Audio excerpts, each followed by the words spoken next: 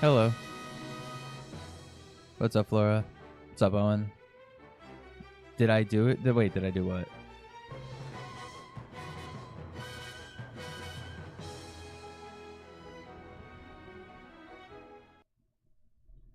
What did it cost? It will probably be a short, Owen, don't worry. Not yet. I have to download. My methods of making shorts is really stupid. Okay. I literally find the key moment, download the entire VOD on my phone, and then just cut that part out. It's really stupid. There's definitely going to be an easier way to do it. That's just how I do it, because I got used to it. But yeah, I will probably be making that a short tonight. Well, I'll make it one tonight, but it probably won't go out until tomorrow. I have another short that I'm going to put out tonight. From back when we did Mario 64 with guns. A lot of people probably forgot about that one, but that was something we did. And there was a funny moment that I forgot about. Finally reached Twilight Princess stream start. Start of the stream, yeah. We are 3.5 hours into the seed though. Mario 64 with the guns. Yeah. Oh, and I'm pretty sure you were here for that. I played Mario 64 as a first-person shooter. It was literally one of my most successful streams ever. How am I doing? I'm doing good. Doing okay.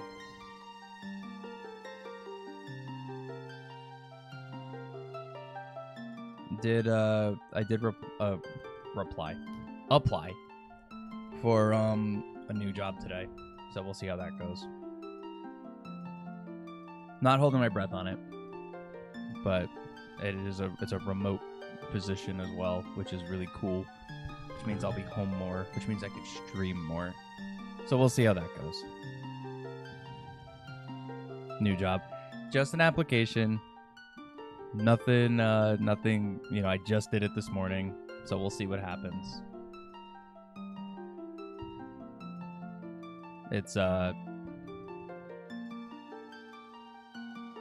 forget what the number was, but it's like hundreds of applicants a week, and they only hire like 2%, so. But we'll see.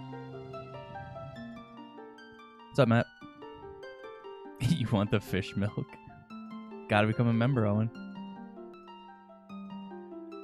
Wish me luck. Thank you, Flora. Yeah, we'll see what happens.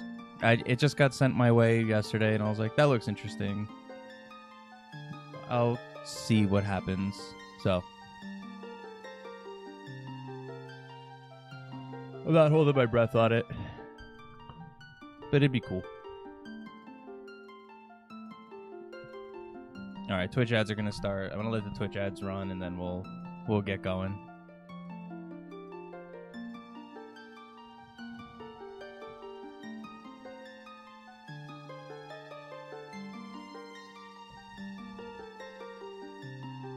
I think I have everything on the tracker set right, except the bugs. I'm gonna have to do that manually because I don't remember what I got. Did I get Mario Party Jamboree? I did not. I get paid tomorrow. So I have to see what everything's looking like. The hurricane kind of screwed up a lot of stuff for us financially, as far as like hours at our jobs go.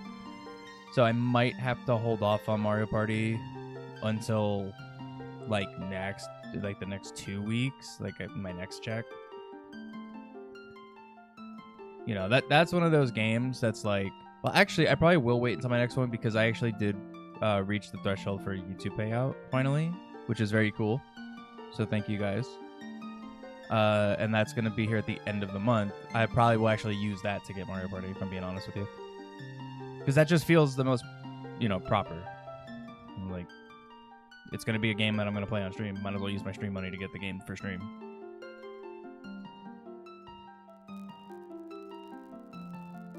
It's Pro Controller compatible, so you're dissing it out. Wait, it is Pro Controller compatible? I didn't see that. That is actually massive.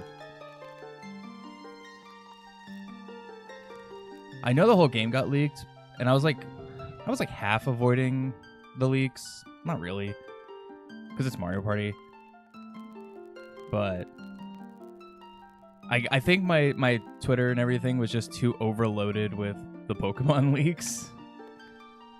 So I didn't, it just probably got lost. But that's actually really big. If it's Pro Controller compatible, that's awesome. Wait, that might mean... No, because I bet there's going to be motion. It's like, that could mean it could be GameCube controller compatible. Like Superstars, but no, it's probably going to have motion. Hate leaks. I do too, actually. For the most part. This Pokemon leak, though, has been super interesting. It's also been very bad. There's a lot of personal info for devs that have been leaked, which that part kind of sucks, but the rest of like the early versions of Pokemon and everything has been super interesting. RIP to the Typhlosion fans out there. If you know, you know. It's so over for them.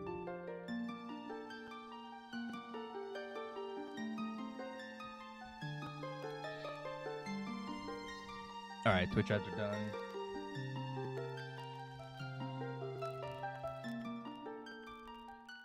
Let's get back into this. Spoiled in the Terry leak a few years ago. I think I did too, actually, for that. I kind of remember seeing stuff about the Terry leak.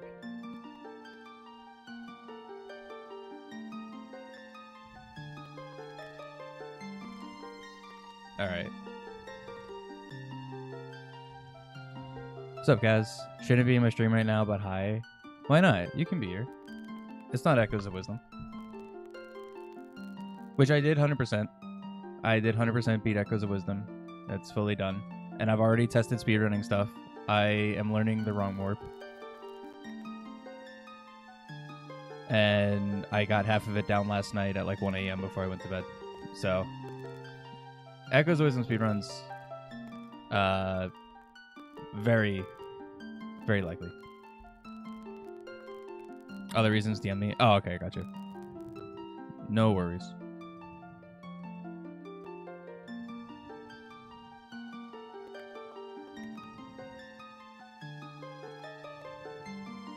Still, you're fine. Don't worry about it. Alright, let me get into the game. And then I can talk more Echoes of Wisdom stuff. Kaz, come on.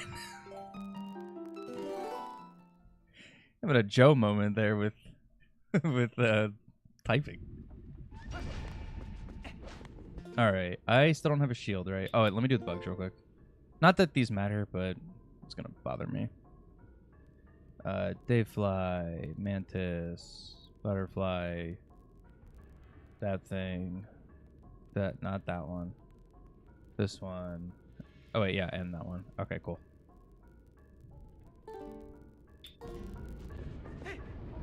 Joe moment typing, yeah. Okay, I don't remember where I left off in here. It was kind of bad because it was mid-dungeon. I think I was looking for a key, right?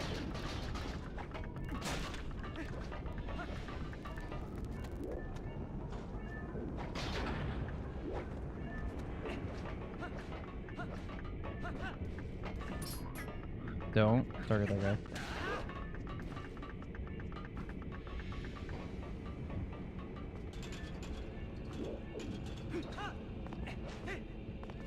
Wait, where's... Okay, there is a chest there. Alright. Nice.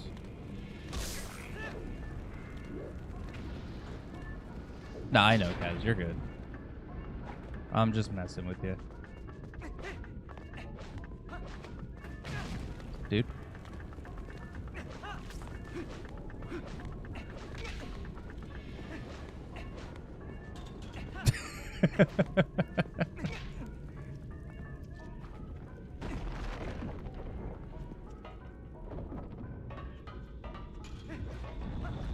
No. Okay, wait. I want to go that way? Yeah. Orange and pink tunic for Smash. Yeah.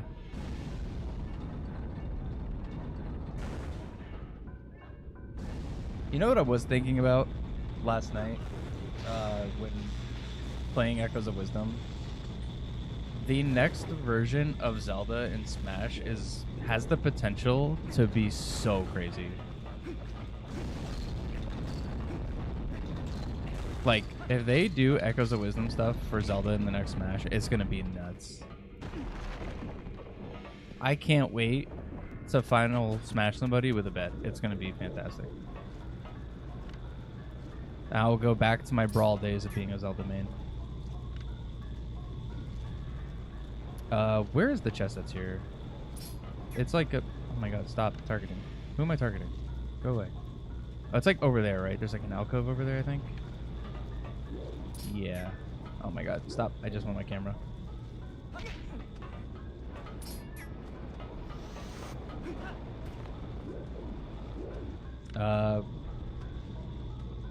Oh wait, it's up there? Dude. I forgot how this dungeon goes. Yeah, Zelda in Smash now is not good. I'll still use her though, because she's fun.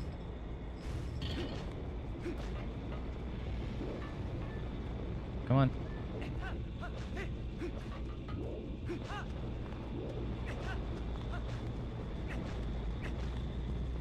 Better than she was in Melee and Brawl. Yeah, only because she doesn't have Sheik holding her down. And I know hardcore Smash fans, they're gonna be like, no, Sheik is good. No, Sheik sucks. I hate Sheik. Oh, I gotta go up and around. Skull Kid, Midna, Tetra, and Smash. Aren't all three of them assist trophies? Tetra's an assist trophy, right? Sheik is gonna... No, Sheik is actually good. Sheik's just super combo heavy, and I'm a smooth brain Ganon player where I just want to hit things. I'm not that guy. So, to me, Sheik bad.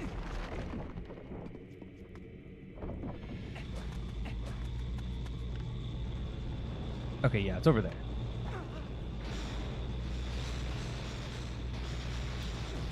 This is what I was looking for. Sheik's gonna smash for an ultimate. Okay, it is the key. Of course it is. Zelda sucks in every Smash. Dude, I was a Zelda main in Brawl. I was actually good with Zelda. You can ask Joe. Him and I, like, we used to play Brawl, like, every day. And it's funny, I actually picked up playing Zelda because it was an easy counter to Ness, and Joe would just spam with Ness, and I got annoyed.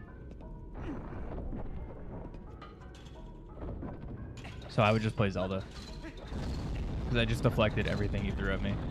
With just neutral B. No. Damn it.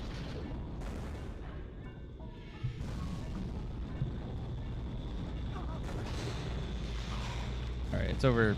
Oh my god, where am I? First person here is bad.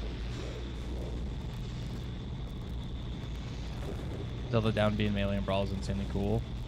No, her down B was turning into Sheik. It was bad.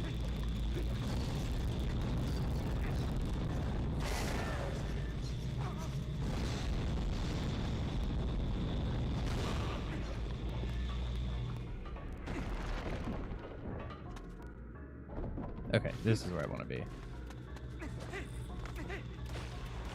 Which is why it's cool. I don't know about all that.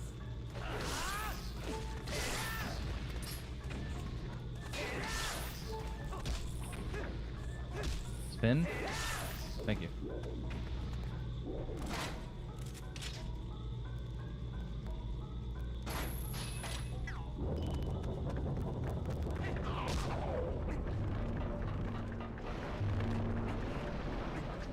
All right, now I can actually continue on here.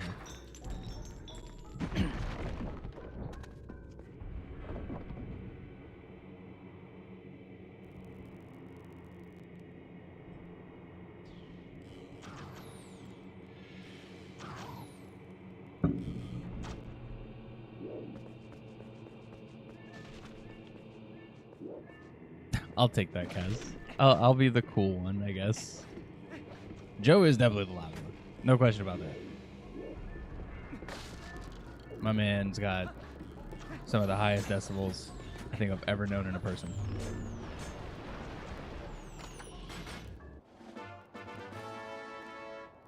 Meanwhile, bro maining K. Rool, yeah.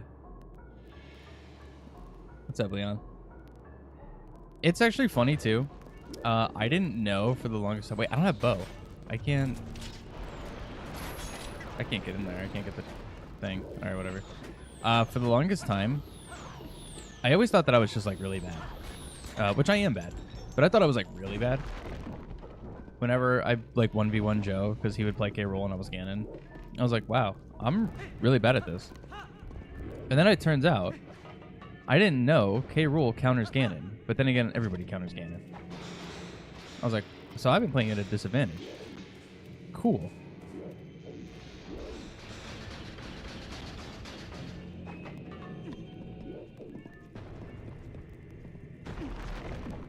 He's even with K. Rool.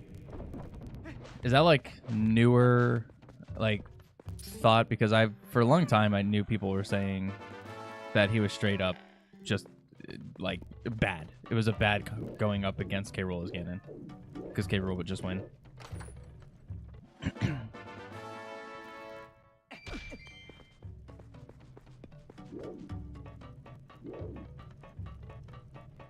Connor Joe syndrome. You know what? Gotta do what you gotta do, right?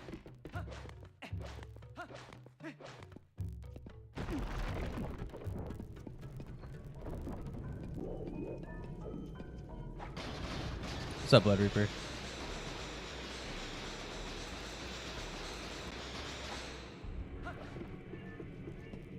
Shut up, Mina. Leave me alone. The fact that I still don't have a shield is crazy. Oh, I have not marked like any of these keys. Not those, every time. Forest, I think I have 3. Oh wait, I could just check. Okay, Forest, I have 2 and the big key. And City, I have 1 key. And Snow Peak, I have the big key. Where's Snow Peak? There it is. That is it. Okay, cool.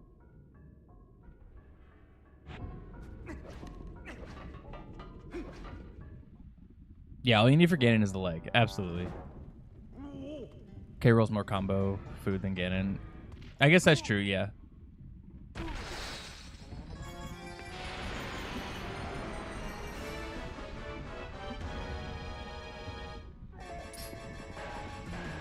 Oh, okay. At least I got confused on where I was. Oh, wait. This is gonna suck without shield.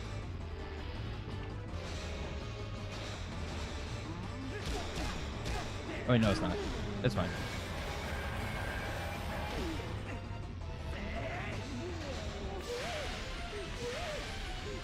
Wish Thankfully was actually good. It is good. It's bad, but it's also good. Come on. Nope. No. I've gotten plenty of kills with it and shield breaks with it.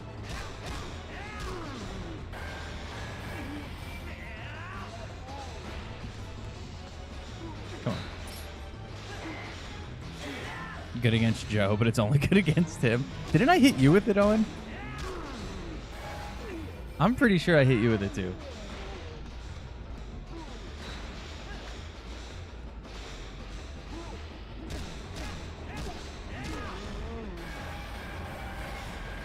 I didn't. I don't know. Gonna have to go back to Joe's stream from 2 weeks ago or 3 weeks ago whenever I showed up. I think I did.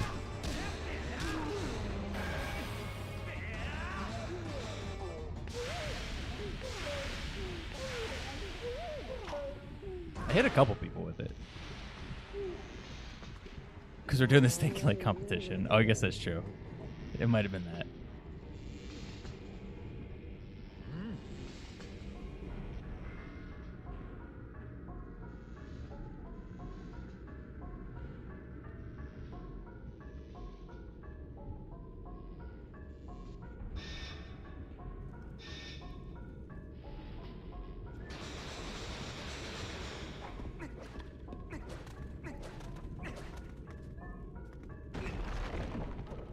Wait, there was still a chest in the room behind me? Cool.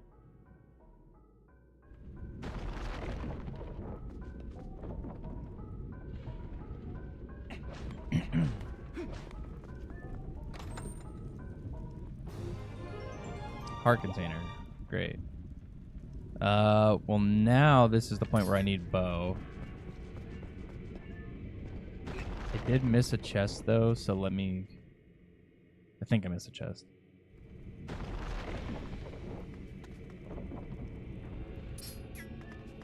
I did, yeah.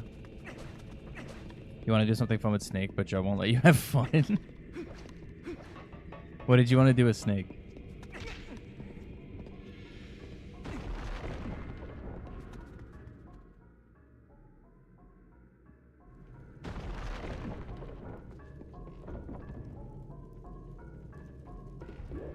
Yeah, this chest. I always forget this one. Alright, just water bombs. I guess I leave now? Dude, Midna, what do you want? Yeah, I'm fully aware. I don't have a shield, dude.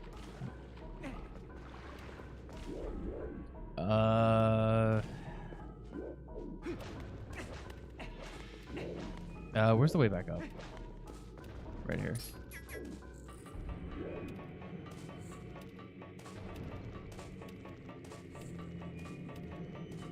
All right. No. Nice.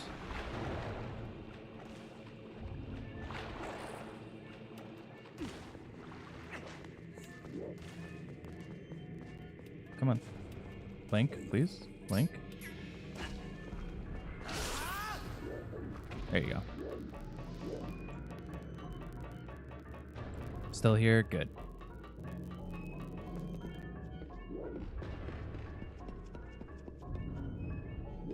Oh my god, Minna is very upset about me not having a shield. I think more upset than I am.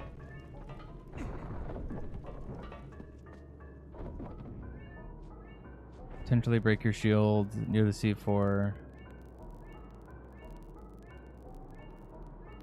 But Joe won't let you do it. Why won't he let you do it? That sounds funny.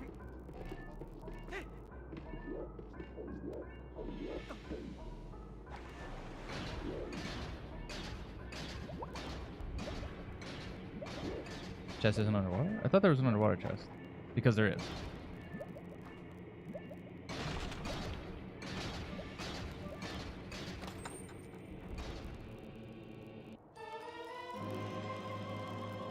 Okay, cool. All key shards. Every time, dude. Mines, yeah. Alright, well, I got the key here now. That's good.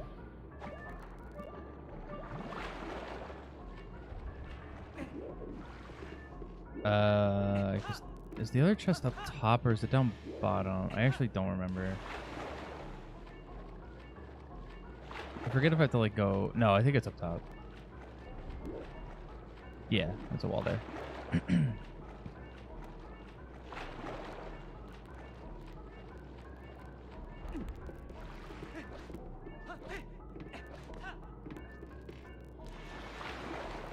Wow, Minna is really upset that I don't have a shield. Like, she just will not leave me alone.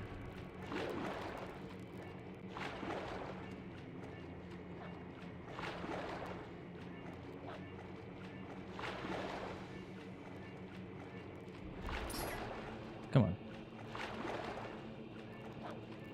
Oh, there we go. Just noticed I'm playing with the GameCube controller. Yeah, I'm actually playing on my Wii.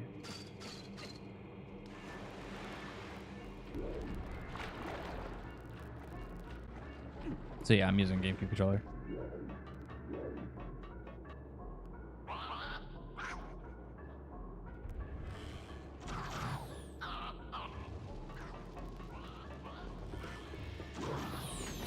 The Wii? Yeah, dude, I use my Wii all the time.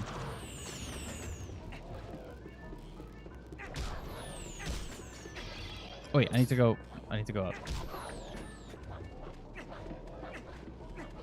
I use my Wii for Ocarina of Time Rando, and I use it for Twilight Princess. And when I played Mario Galaxy... No, I lied. When I played Mario Galaxy, I used Switch. When I play Galaxy 2, I'm going to be using Wii.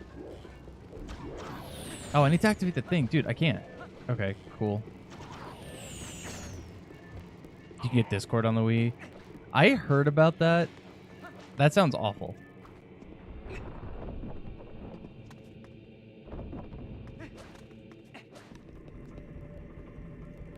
Am I really like just done here for now? I think I am. I need bow for that chest. What about that one?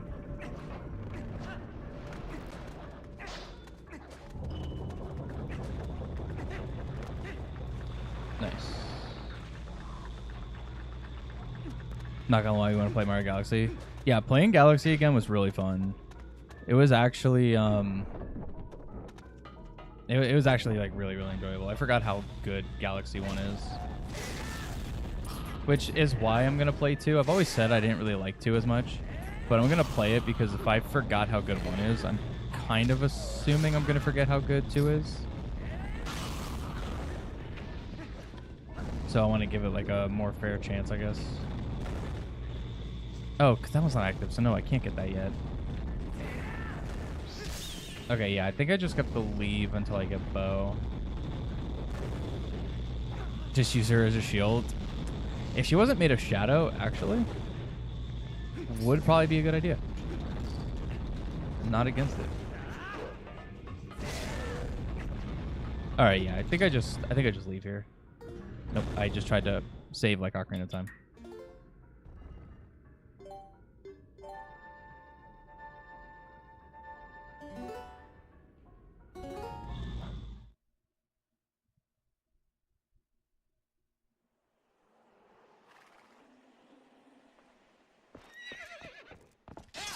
What's up, Crumbling? I think some Minute fans that have a problem with that. True. And that is valid. But she's also the one yelling at me for not having a shield. Am I going to use the fishing rod against Ganon again? Probably. Because it's funny.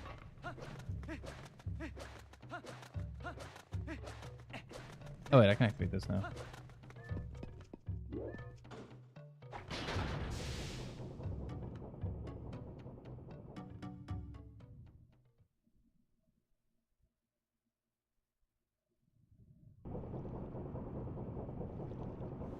Binda's cool up until the end game. I think people would argue the end game is where she's like the best because people love her design, and I agree. Her character design is super good there.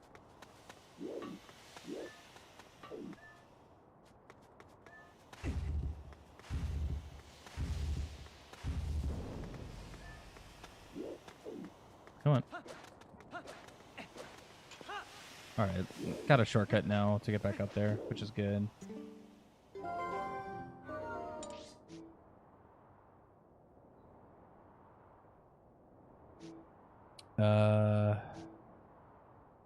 Where should I go next?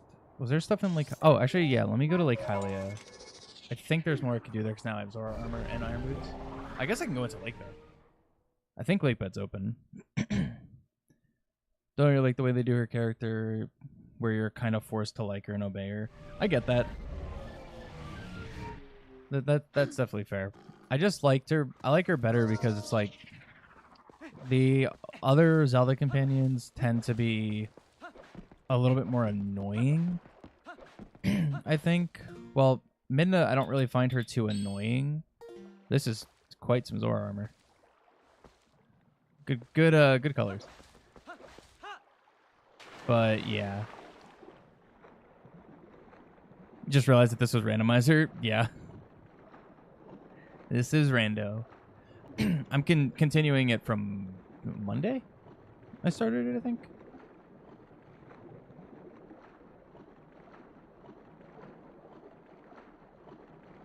Yeah, and they didn't really have personality unless you count Tattle. I would say, yeah, Tattle definitely had some personality because of the whole Tattle and Tail thing. So that for sure.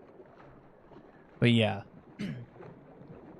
Not crazy on personality. I mean, like, Navi is just annoying you to go do stuff. Fee is just a robot in a sword, basically. And I guess King of Red Lions. King of Red Lions is actually cool. I like him. He's a little too chatty, but I don't mind the boat.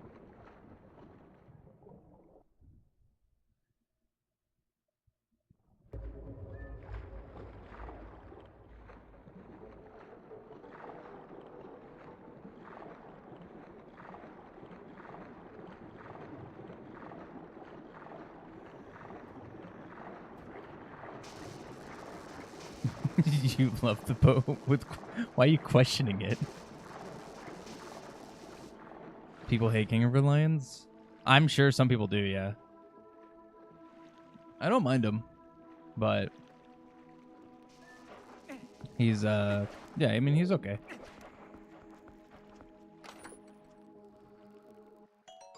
Water bombs. That actually would have been good if I had an empty bomb bag. Probably should have done that before I came in here. Well, lake bed key. That's good, I guess. Seems fine to me. Yeah, I mean, I like him. I think he's fine.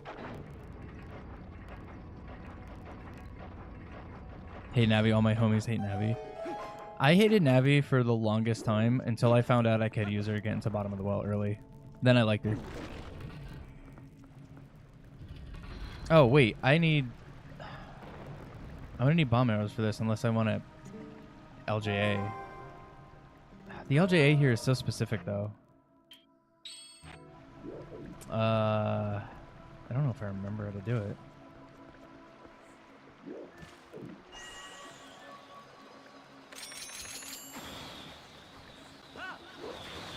Good jump. No.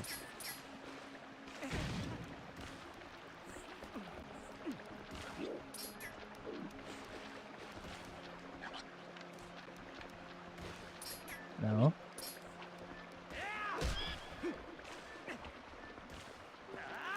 Come on.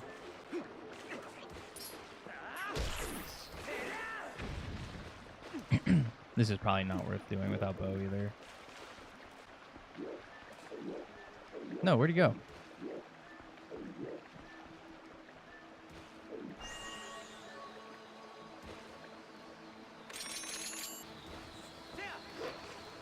Okay, yeah.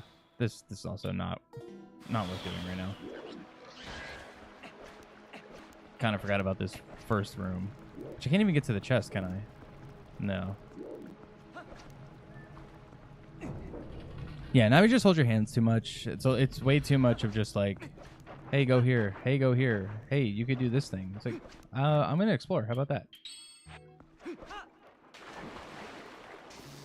Nice.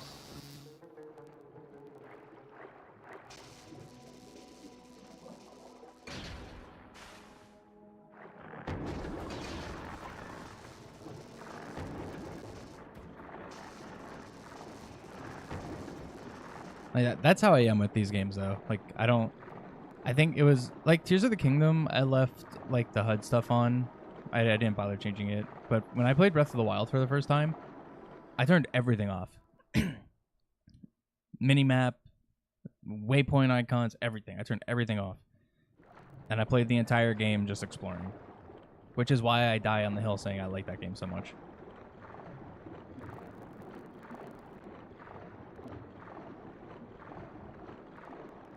Because I just love that I was able to just go in and explore the world. And then you could still find where you need to go by stuff that's in the game, like in the game world. There's like actual signs you could read that say, hey, Kakariko Village is this way. There's landmarks that NPCs tell you about and that you could use to find your way. And you can still pull up the regular map if you wanted to. Which obviously happens a lot for fast travel. But the actual just exploring, dude, it was so good.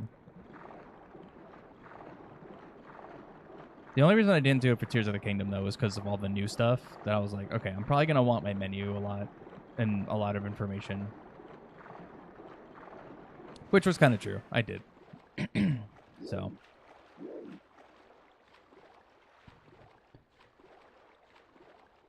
Yeah, because you don't get that with games anymore. It's so true.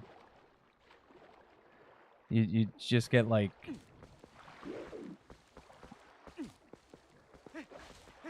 You kind of have to look up a guide at times. Yeah. There's that... And that kind of comes down to not fantastic game design, I think. Like, if I can't... and I'm good with like games being like vague and stuff. I don't mind that. Good job, Link. But I don't know. There's a lot of things with games now that it's like a lot of newer games are just like, it's either too obvious or just like you have to go do this thing because it tells you 80 times, or it's like, wow, that made no sense. Tutorials are getting worse and worse these days for some reason. Honestly, I have a slight theory about why tutorials are kind of bad now. Because they used to be really good, and I actually don't think it's necessarily the game's fault. I think it's the way people are just making them, like on YouTube and stuff. They're obviously kind of being made more in line for like clickbaity like stuff to make you just watch it. And it's like, okay, cool. It's a 18-minute video for this one little tidbit of information that I need. And you got to skim through this 18-minute video to find the one little bit. It's really annoying. There's like a couple of written guides that I've seen over the years that are actually kind of good.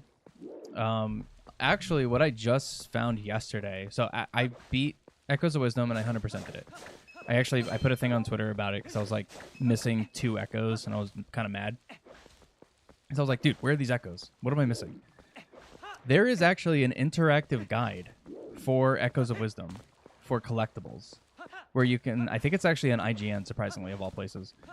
And you can just like check off what you found on a map and you can literally like keep track of everything. It's like an actual checklist.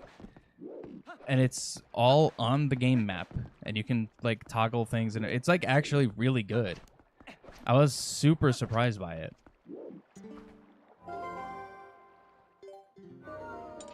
Oh, I want to go to Zora.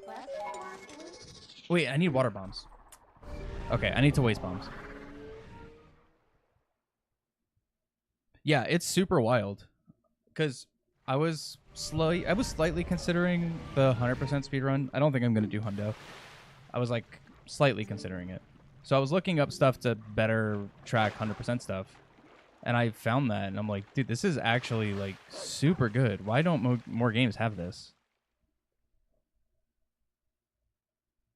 Granted, there's not like a lot in Echoes of Wisdom when it comes to collecting. Like there's a good amount of stuff, but not like a super crazy amount. So I guess it was kind of easy to make the map and make it that way, but it's so well done. And I'm like, dude, more people should do that. Because I also like super hate when people get mad at people for using guides. It's like, who cares? Just play your game, have fun. Alright, I'm gonna probably have to manually just waste all these bombs. Because the last time I don't know what is the thing that allows me to actually sell to this guy, but last time I tried to sell to him, even though I had 2 bomb bags, he was like, sorry, can't help you. And I'm like, dude, why? Part of me thinks Goron Mines has to be beat first.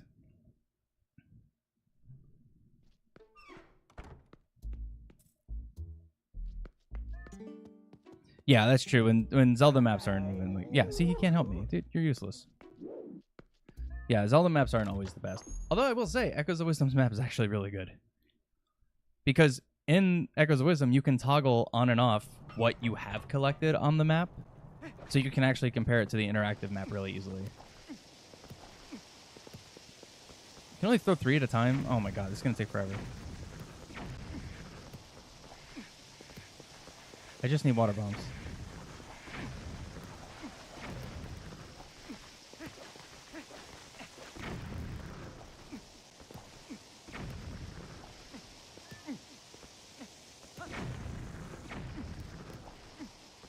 literally doing this just so I could buy water bombs. And it's not even for lake bed. I want to check the Goron in Zora's Domain because I have iron boots.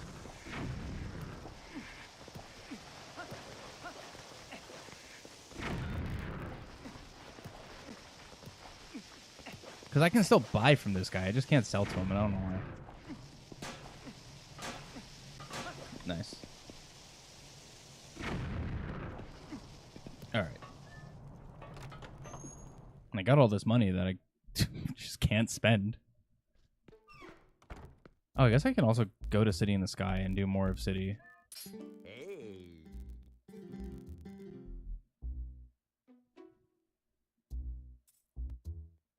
Yeah. Well, can I not buy them?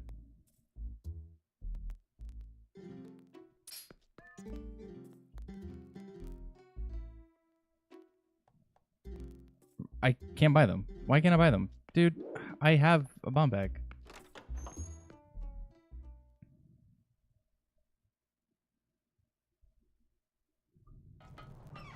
Yeah, I don't understand people getting mad at others for using guides or looking down on someone for using guides. It never made sense to me. Like, if you use a guide, it's fine. Like, a game is meant to be fun. So if you have fun by just, you know, using a guide to figure out certain stuff, who cares? Just have fun. Glitched out. Yeah, I'm gonna try to leave CAC and come back in. I actually don't know if there's something that's supposed to get me to the point of being able to buy them, but it's weird that he was like, hey, I have water bombs now. That's cool. I'm like, yeah, can I buy them? And then he just like, you can look at them. I was like, well, why are you advertising water bombs?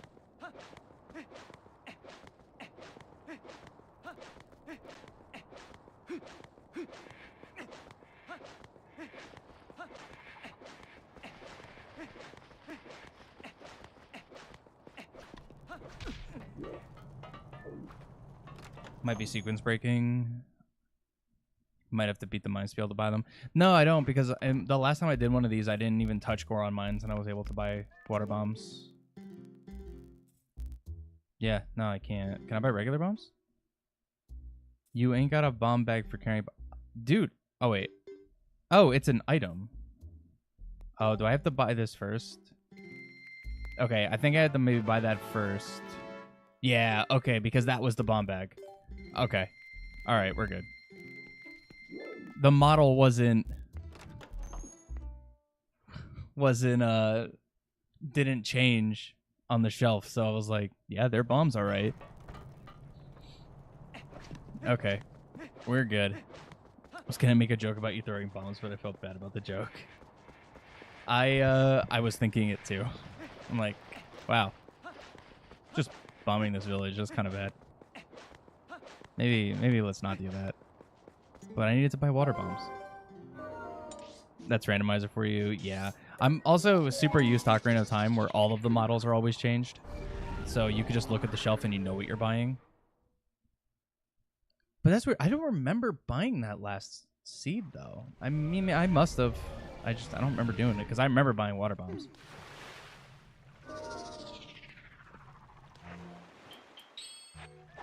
All right. I wasn't able to get this Goron last time, but I can get him now. Because he's weird and... Okay, cool.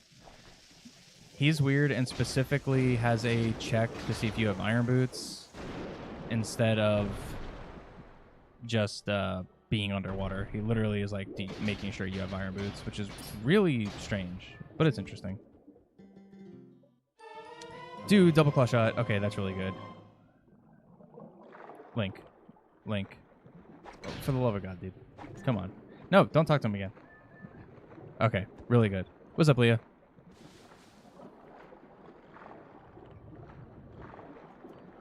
Where are my friends? Who? Taylor and Wilson? They're doing their own thing today.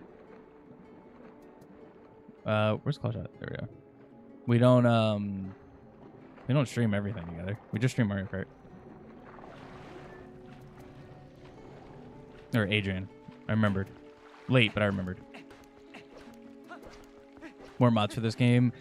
Yeah, I've been literally looking at that because I kind of want to play like the vanilla game again, even though I just played it not long ago. I kind of want to play it again, but I was looking for something modded to kind of make it more interesting. Because the last time I played it, I played with a texture mod that made the game look really nice, and now I'm like, I would like to play it again, but yeah, there's no super good mods for it. There's a couple that seem kind of minorly interesting, but even then, it's like, it's like I might as well just keep playing Randomizer because it's like the most I'll get out of it modded.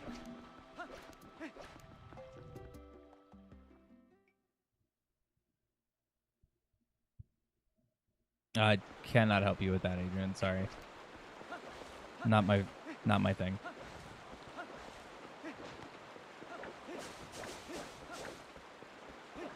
Yeah, the co-op one I've seen. I think there was an update for it semi recently, and Joe and I were going to play it at some point.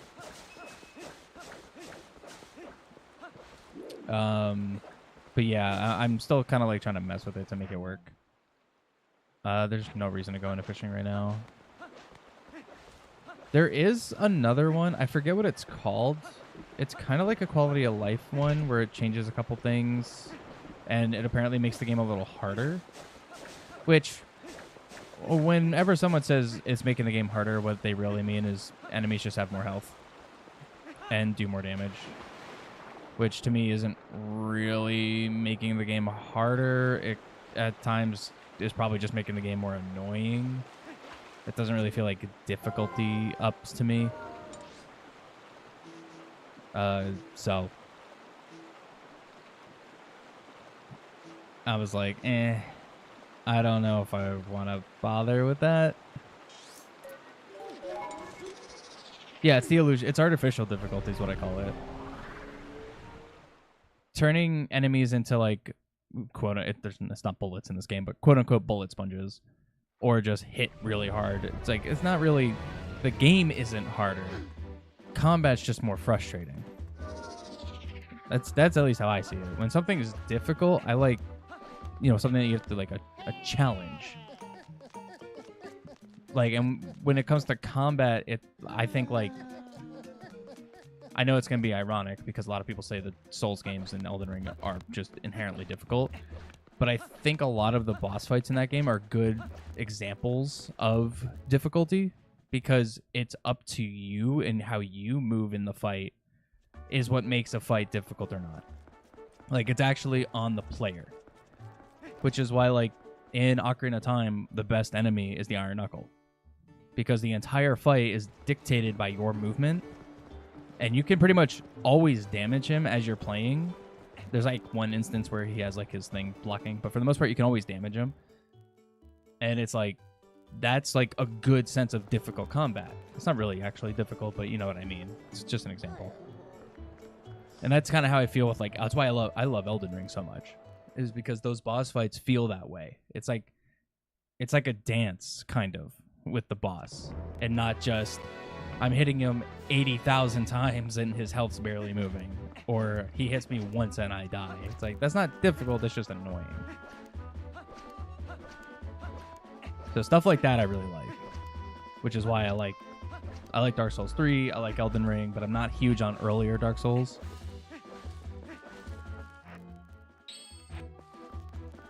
And that was one of the things with studying game design, that ever get the opportunity to make a game like that, I would love to have that kind of a combat system, because that's just what I really like.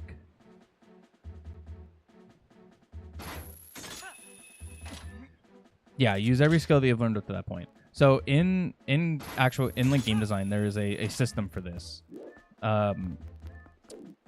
It's basically tutorial, practice, and like master. I forget what the exact terminology is. The terminology changes every time. But it's like you learn a thing, and then after you learn the thing, you put it into practice. And then after you in practice, you get to a point where now you have to use the thing you learned, but in a situation where there's like now enemies involved, or now platforms are falling, or there's like an extra obstacle that you need to be aware of.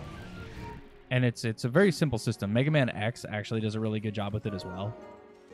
I will say that. Mega Man X is super good at teaching that kind of stuff. Shovel Knight also very good at it. Difficulty feels forced. Yeah, when difficulty feels forced in that sense, it's not good.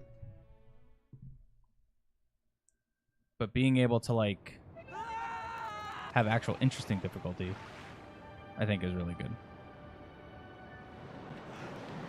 No, don't dive. Alright, realize because I have double claw shot, I'm going to check a little bit of city. I can do a bit here. Double claw and iron boots.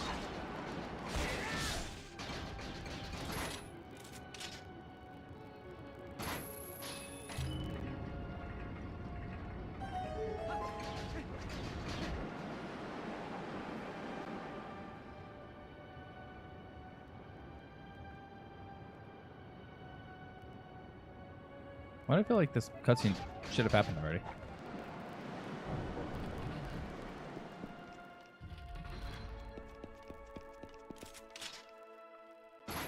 I always forget that I can't reach. Where's the guy?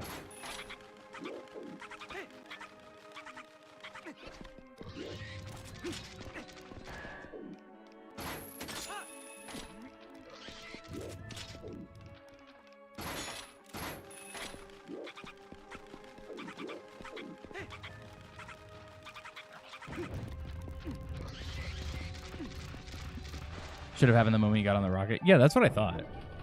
This is why I was so confused.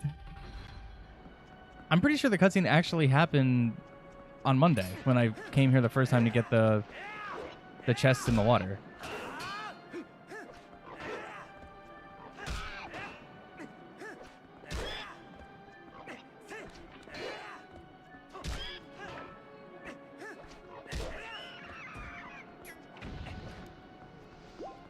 So, I don't know. A little confused on that one.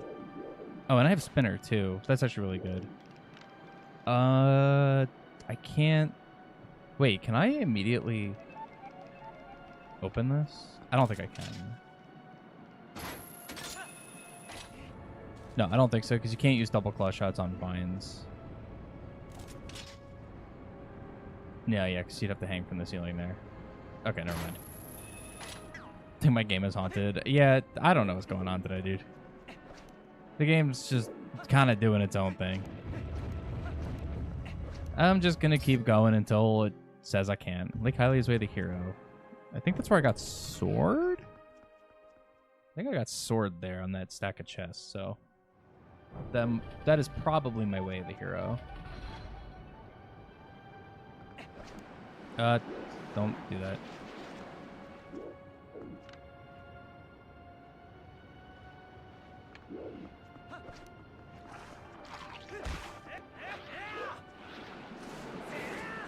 Like, I need you to spin, man.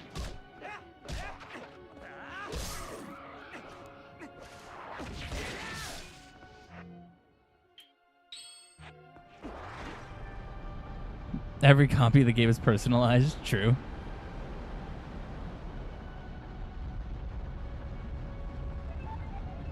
Had situations where someone's randomizer was completely broken for the game and it was a complete and utter nightmare. Unfortunately, that is the world of randomizer.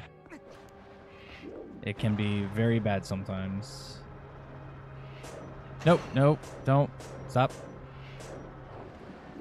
Okay, saved.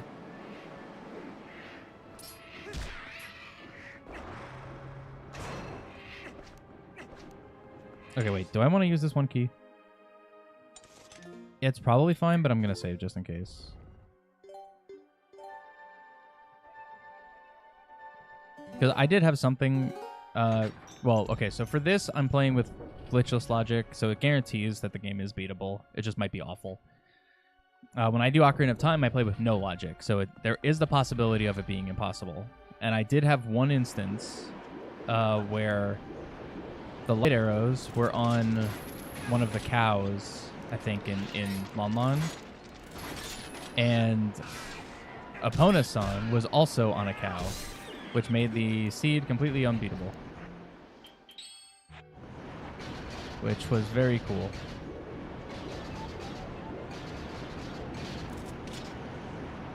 Actually, I have fast iron boots, so this is probably fine, but whatever. Actually, yeah, fast iron boots makes this super easy. Yeah, I'll just go in here first.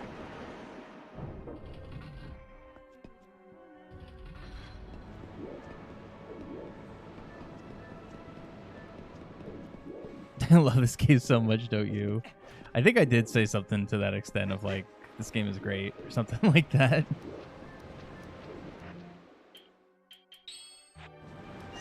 I don't think I can LJA this, actually. Well.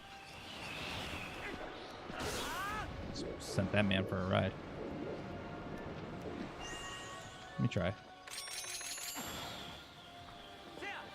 Nope. Okay, I didn't think so. I know to do an LJA, the ground has to be higher than where Link currently is standing. I can't make that, right? No.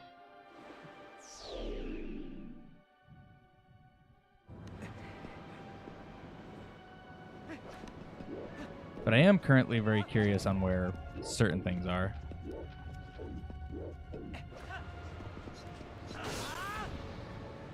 Know how to do the LJA? Yeah, I know how to do it. I'm just like kind of bad at it still. But I do know kind of what's required for it. See ya.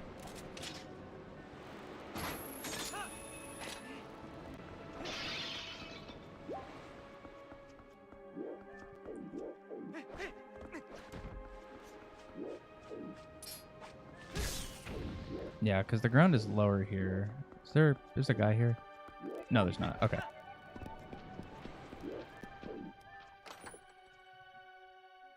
Okay, just red rupee.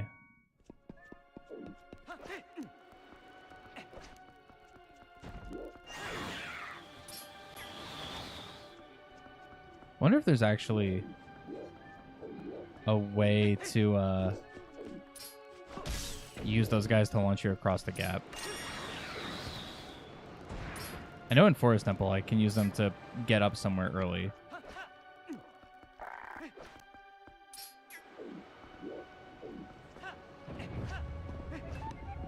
All right.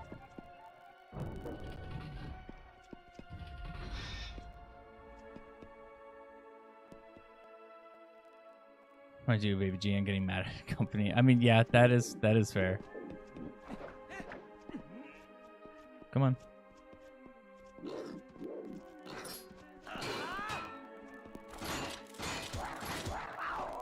There we go.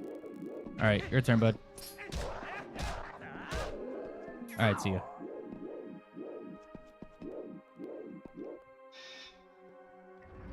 Game publisher, yeah.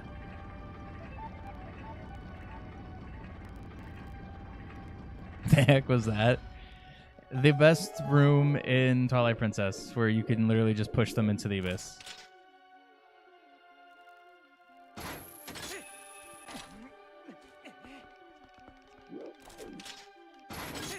First time you played OOT, you accidentally soft-locked yourself? How'd you soft-lock yourself? Oh, Deku script without a shield? That would make sense, yeah. Well, you would have had to have lost your shield somehow before getting there. There's no fire. Nice. Oh, you know, there is. There's a fire keys. There's a torch and a keys. Yeah. Okay, never mind. You could. Unless that's just Master Quest? No, no. There's second floor of Deku Tree, climbing all the way up. There's a torch there, and I'm pretty sure there's a keys there as well. That'd be the only way that you could do it.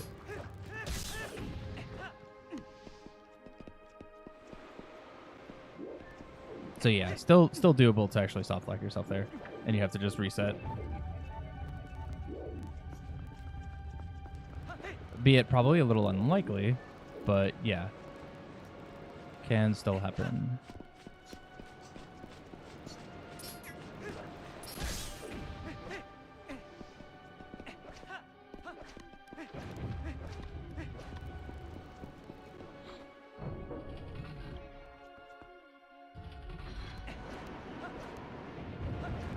Okay, that works.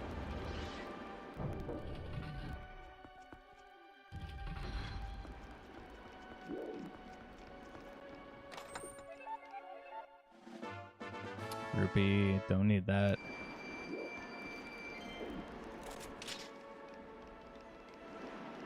That's it for here. Okay. Not gonna reset yet for the key. I probably will be fine. How that guy missed me, I don't even know.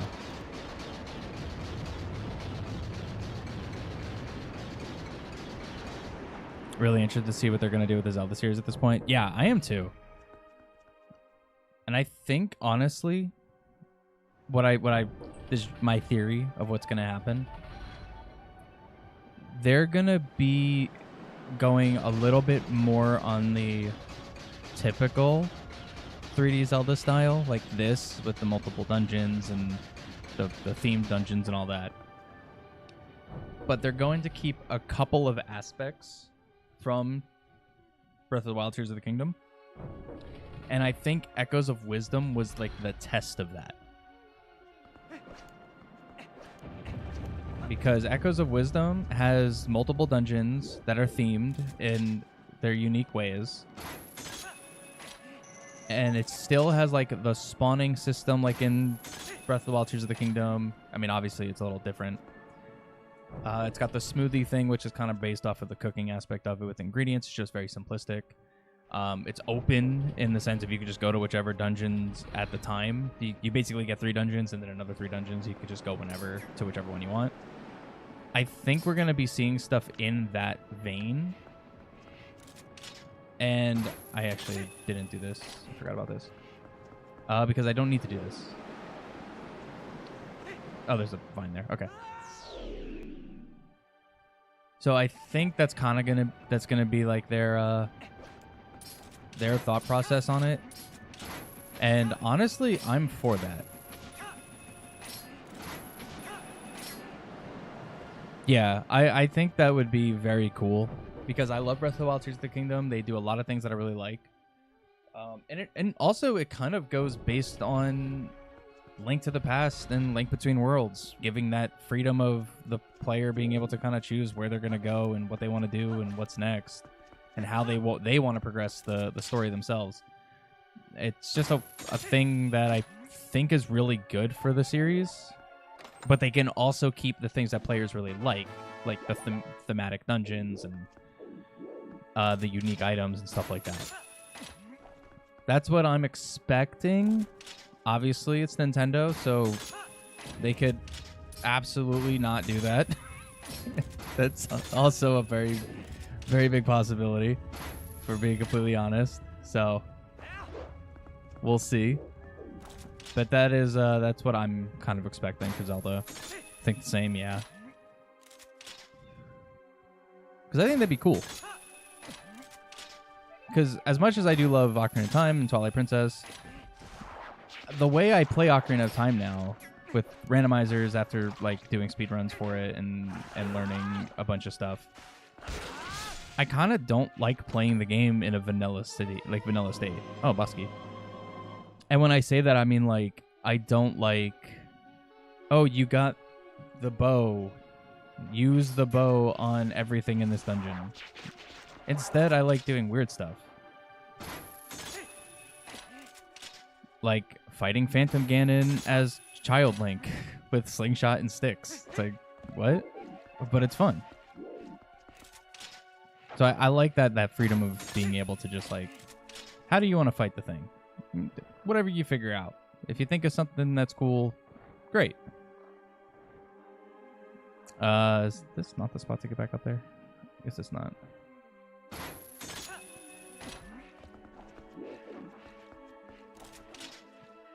Yeah, so playing with mods got so popular. Yep, absolutely. Mods definitely have been a big role in a lot of stuff.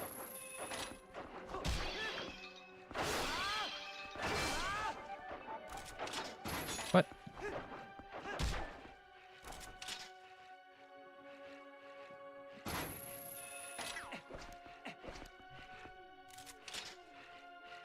Alright, so it's not from there. This room always confused me. I always do this room, like, backwards, basically.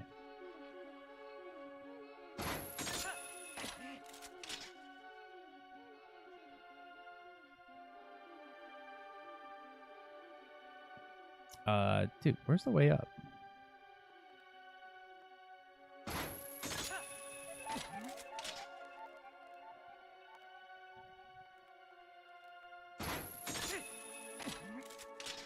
Might switch between the 3 Zelda playstyles every now and then. Oh, yeah. I don't think they're gonna hard stick to one. That's not what I expect. I don't think there's gonna be a hard stick. It's even, you know, we can criticize the stuff Nintendo's put out over the years because they usually put out good stuff, but sometimes it's not. And if there's anything that they do, it is attempt to innovate on pretty much everything they make. They always try to innovate on something. There it is. This is what I was looking for. So it's kind of inevitable that, yeah, they're going to do something weird. Wait, this is not what I was looking for? Dude, why am I forgetting how to do this room? This room is not that hard.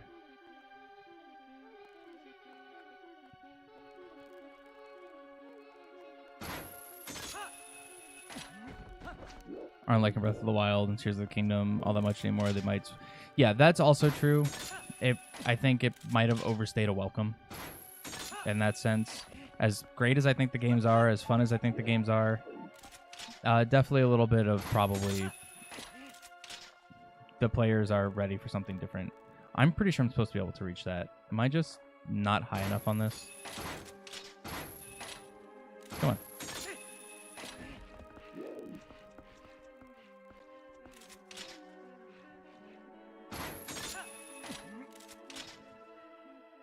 No?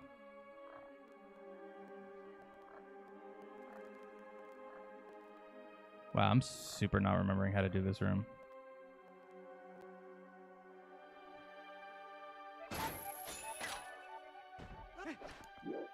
Oh, it's just down here.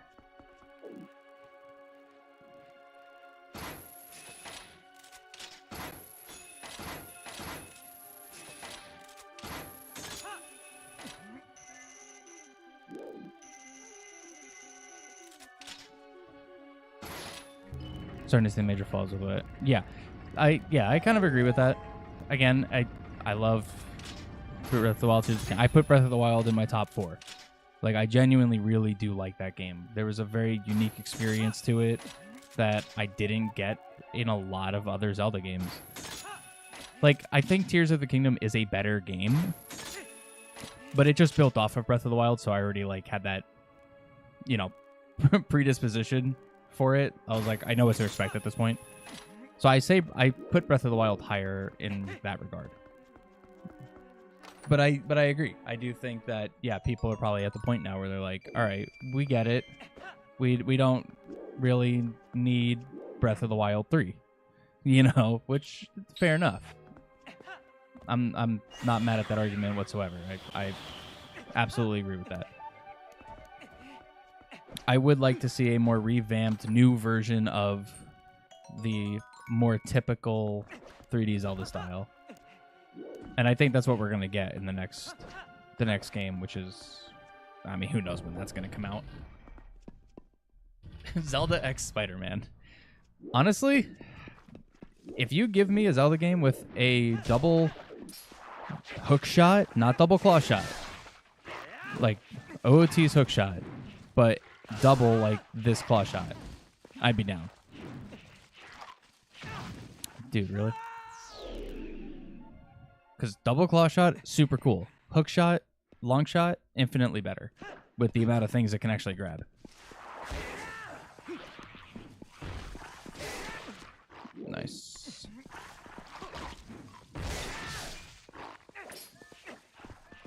Oh, no. He's still not dead. No, he crawled back. I didn't know he could do that. I didn't know he could, like, reconnect into his thing. I thought he would just have to go after you. All right, learned something new there.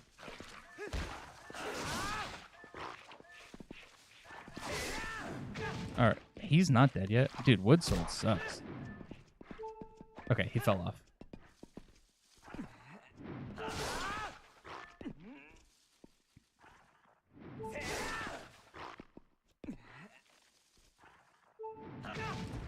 Really?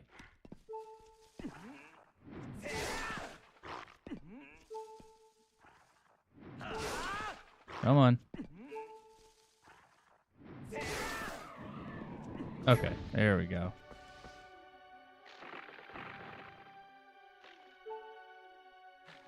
Sticking to the open world deal. Yeah, and if they do stick to the open world thing, I'm not going to be immediately mad at that because, you know, like I mentioned earlier, other Zelda games like Link to the Past, Link Between Worlds, now Echoes of Wisdom, and then of course Breath of the Wild, like have used that kind of style of being able to just kind of go wherever. So I do think it can work. They just have to obviously build around it correctly.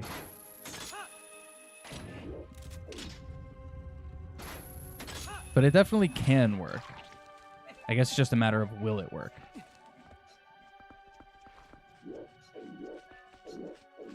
Which I guess is what everybody's a little worried about. Which, fair enough. No. No.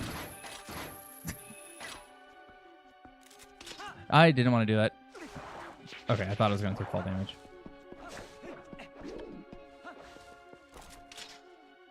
The thing is gone now. I have to reset the room. I just wanted the heart. Now it tends to get a bad rap because most games just don't do it well. Okay, yeah, that's a very good point. There are a lot of games that are considered open world and it's not good. So yeah, that is definitely a good point.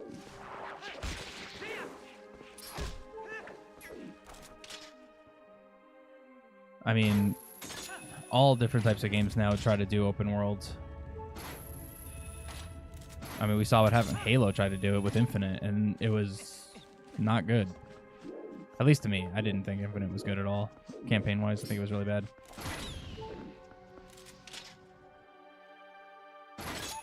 There we go. Zelda 1 surprisingly similar to Breath of the Wild. Dude, this was actually... I got, like, hate at one point from someone because... I can't hit this guy. Because they were complaining that, oh, Breath of the Wild's not a traditional Zelda game. And I was like, no, Breath of the Wild is the traditional Zelda game. It's just not the Zelda game you're used to. Because it builds off of Zelda 1. Of just kind of getting dropped in and being able to explore wherever. I was like, no, this is literally what a Zelda game was originally supposed to be. This like big adventure that you could just explore everywhere.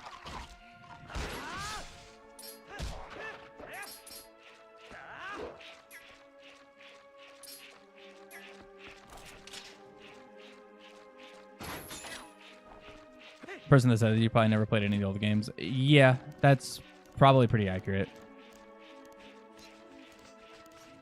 Or if they did, it was very minimal of older Zelda. I was like, because it's not a traditional 3D Zelda. That's true. But it is absolutely a traditional Zelda.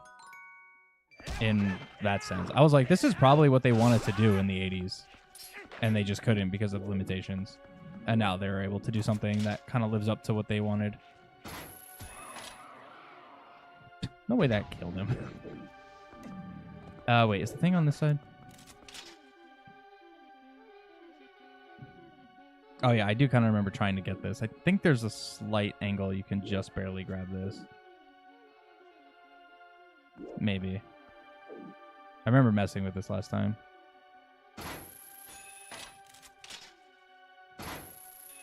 I'm not gonna bother though. I'll just climb.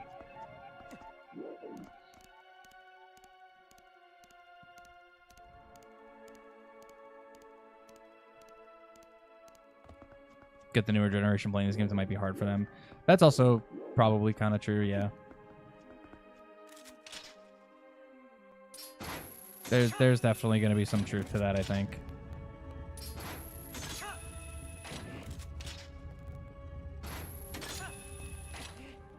But you also got to remember, too, the change in why games are made in certain ways. Like, back in the day, you know, games had, like, crazy hardware limitations to where they weren't... where's that chest? Oh, it's there. Dude, I hate having to go for that chest. Then I have to go all the way around. Okay, I'll get it after. I'm gonna do my reset point at the store. But yeah, a lot of games had to be difficult because they had to last longer. You know, that's why, like, it's Zelda 1 you could beat in like an hour if you know what you're doing. Like less than an hour if you're just going for like minimal. Like that game, you can beat it very quickly. Same with like original Castlevania. Original Castlevania is like 5 minutes long if you are really good at it. It's more than 5 minutes, but you know what I mean. So the amount they could actually pack into a game, it definitely differed from what they can pack into a game now.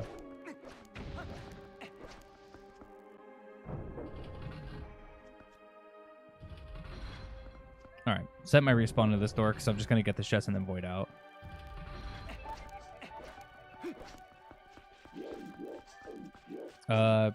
I can grab something, right?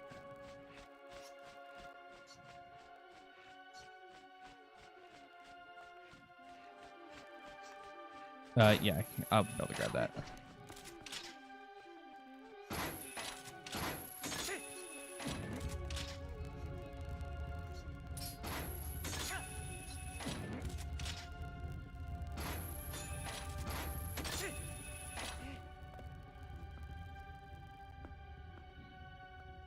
Yeah, gaming becoming a lot more in the mainstream definitely would take part in this for sure, and having to, I mean, that's Nintendo's whole thing now, right? Is that they want everyone to play games.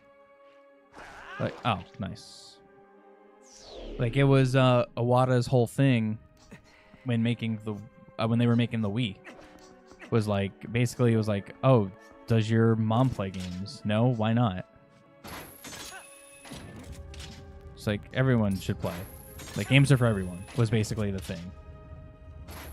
There should be aspects of it for the hardcore players, and then there should be aspects of it for the newer players, and that's how it just should be. Which I agree. I do think that there is truth to that.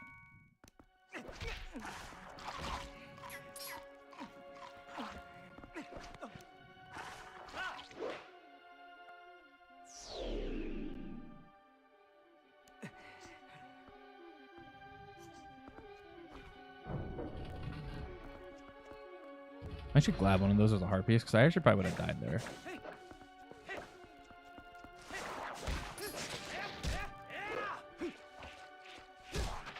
Get out of here. What's up, Sam?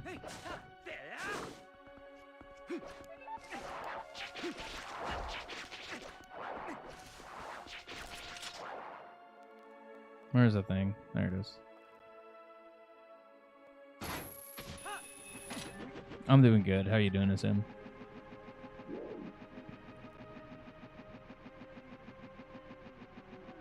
They focus on that too much. They alienate the audience. That made the series what it is today. Yeah, there's definitely truth to that too, which is another reason why I did like Breath of the Wild so much. Like, it gave that bit of like, you know, they did it in a way that I like because you can make the game as kind of as hard as you want. It's the same thing with Echoes of Wisdom. There's like, in Echoes of Wisdom, there's clear-cut, easy ways to solve pretty much every single puzzle. But there's also wild and way out there ways that make no sense that are way harder to solve puzzles. And I'm like, man, this is great. I can just kind of do my own thing. And it's fun. Yeah, all the kids who played games back then are now adults. That is also true. time for them to be able to actually put that much effort into a game. Kind of not a thing anymore, unfortunately. Lose a lot of time, right?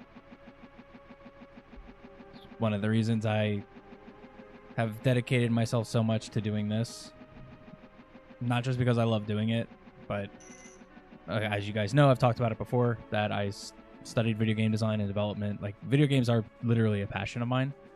So, like, but also is YouTube.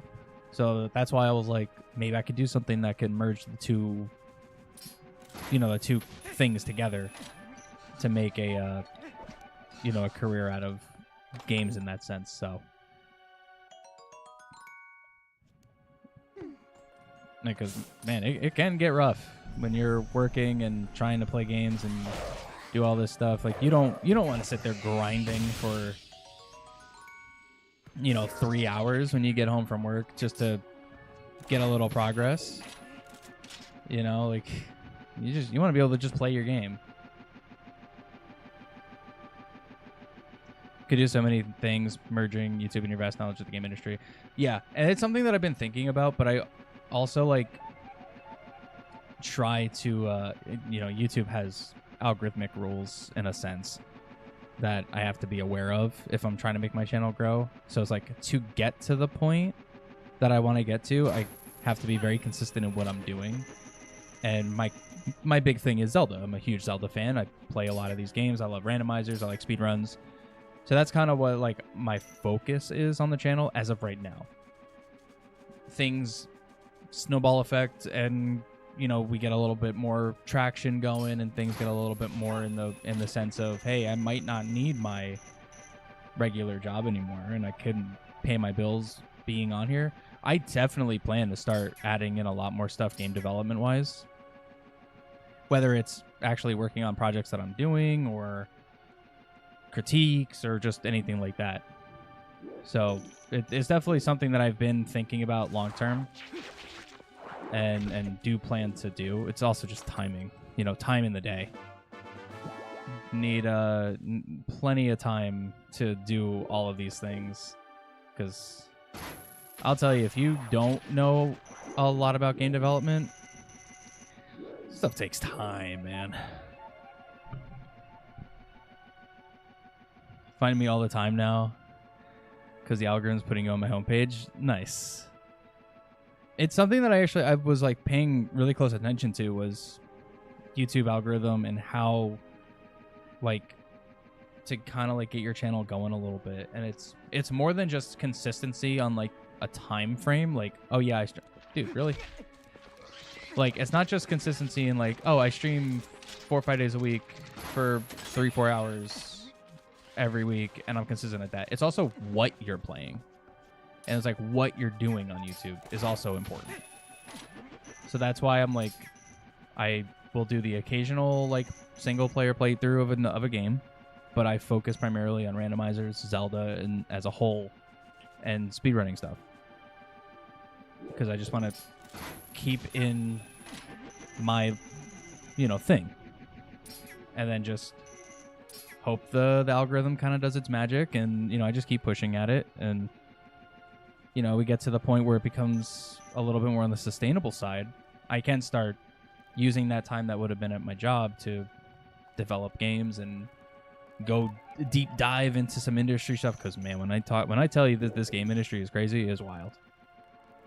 How am I, Leah? I'm good. I am good. The color scheme is wild. Yeah, dude, this Zora armor is crazy. It's very Joker. Anytime I see green and purple, I think Joker. You're also developing a game? Nice. What are you developing in? What engine are you using? That's the other thing. I need so much time on my hands because currently I use Unity. It's just because that's what I know. I want to transition to Godot or Unreal. Most likely Godot. But I don't have the time to basically learn a whole new language for programming or a whole new program. It's crazy, man. Game development's wild. Well, people mostly expect that. I think people who have been around for the last 9 months to a year that I've been kind of doing this do know me well enough now to where they probably would expect something like that. Because I talk about game development. I haven't talked about too much in recent, but there was a lot of time I was talking about it because the industry was just crazy. And I'll, talk about why I think certain things are designed well or not. So, like, I think there are people who would expect it.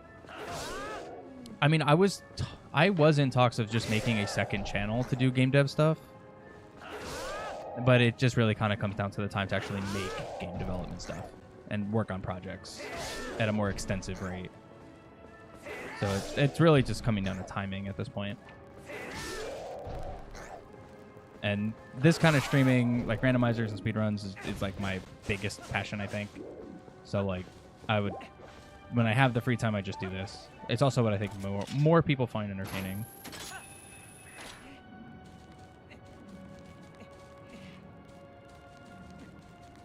He's the one developing the game in terms of coding and graphics on the story. Oh, you're story designer. Okay, cool. Gotcha.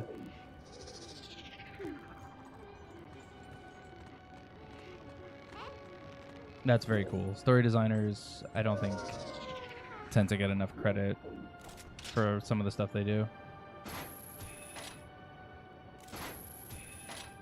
This isn't going to kill him, is it? It's just kind of nudging him. This sucks. I need bow, dude. Isn't there a Poe down there? Oh, it's over there. Yeah. Okay. I'll just go around. And like, actually, the guys that I develop with, it's Taylor and Wilson. It's the guys that I play Mario Kart with on Wednesday. We're all game developers, and we've had a lot of talks about stuff we want to do on YouTube to get into more of like the game industry side of stuff. But it's again the same issues that we're all in.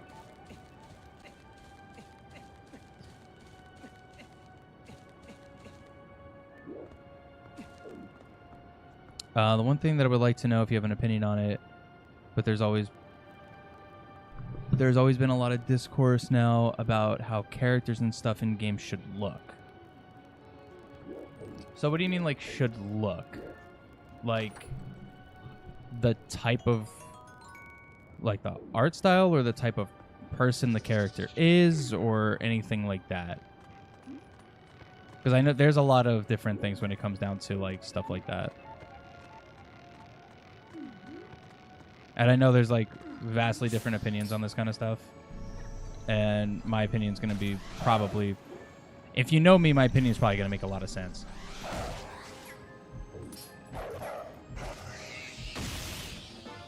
Oh my god, dude, stop giving me rupees.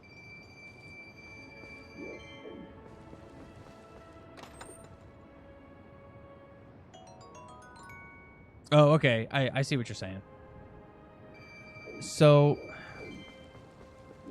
For me, there's a couple different things here. One, it always depends on the type of game. If it's a first-person game, right? I love when people have this argument that they complain about the main character for one reason or another. Because I find it hilarious. Because I'm like, how much are you actually looking at the main character? It's a first-person game, right? Like, calm down. You'll be fine. And then there's others that are like, it's because stuff's not realistic or anything like that. That's also one of my favorite arguments. I love when people start talking about like, oh, but it's not realistic for this person to look this way or for the character to look like this. Especially if it's in a game that has magic. Then I love the argument so much. Because I'm like, dude, there's a dragon in this game. You know what I mean? Like, I think people think way too far into stuff, and they're really looking for something to complain about most of the time. There's definitely times where it's legitimate, but I think most of it is people complaining for the sake of complaining. And it's like, just play the game. Just enjoy the game. And if the game is not good, you have real things that you can, you know, talk about on why the game has problems.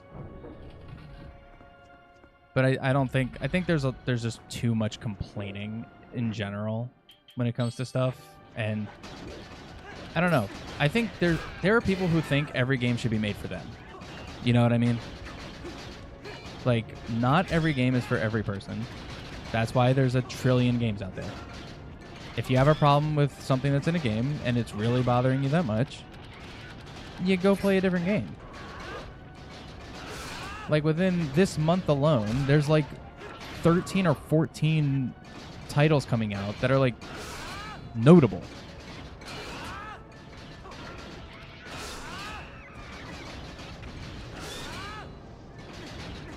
Like, you can find something else, man.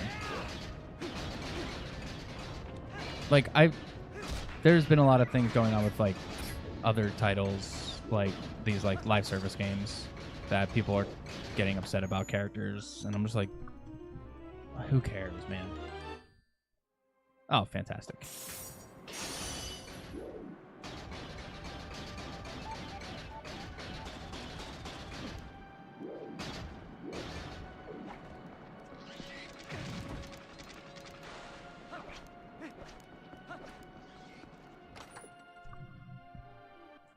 You judge the game in terms of story first, then controls, and then graphics. That's interesting.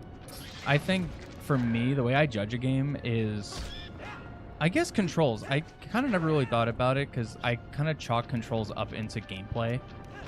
Because for me, it's gameplay is number one. Your game has to be fun. If it's not fun and I'm not enjoying myself, I don't want to play it. So for me, I go gameplay first. And then I probably go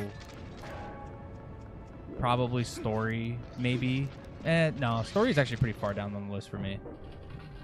It's probably gameplay, then maybe visuals, and then graphics. Because when I say graphics, I mostly mean like your frame rate and all that stuff needs to be optimization. That's the word I'm looking for. Gameplay, optimization, then probably something else. Like, then probably story. Story is actually pretty low for me. I don't need like a story to be phenomenal. If everything else is there, I'm happy with it.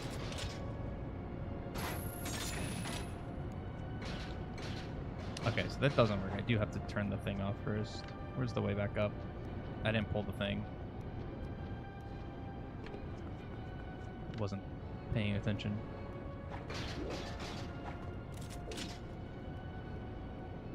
Can I not grab that from here? Do I really have to go all the way back around? Cool. Yeah, looking at something other than characters look, but it's only complaining about it themselves. Yeah. Stellar Blade's a good example. Yeah, true. Stellar Blade's a good example of this, yeah. But I mean, it happens in like a lot of these like live service games like Valorant, Apex, whatever. There's always people complaining like, oh, why does the character look like this? Why is the character that? It's like, dude, who cares? Are you having fun playing the game? That's what matters. Stop complaining. You don't like that character? Don't pick that character.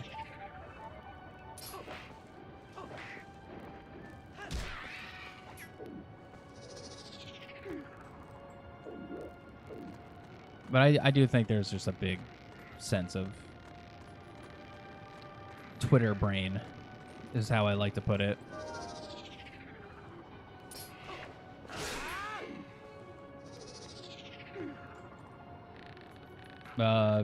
Did not know that was going to happen.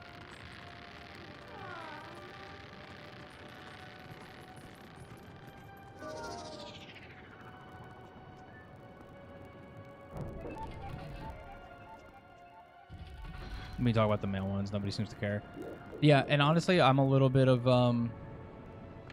guilty when it comes to that kind of stuff because I don't play a lot of guy characters.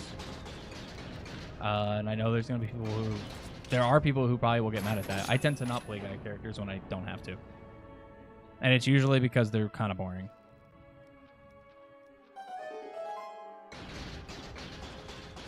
It's just like... I mean, depending on the game. it's usually always like the same thing. So I'm just like, I don't really care.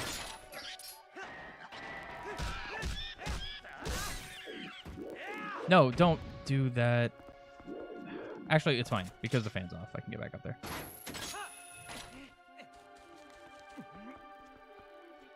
Completely opposite in picking characters. I mean, that's fair.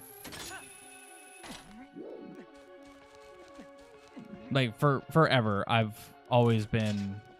Like, I've always pretty much chose girl characters in pretty much everything.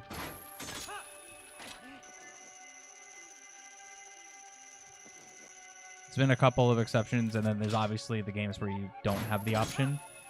Which, that's the thing. I'm never upset about it if I don't have the option. I mean, I've been playing Zelda games since I was, like, 3. You know? Always played as Link up until recently. Never had a problem with it.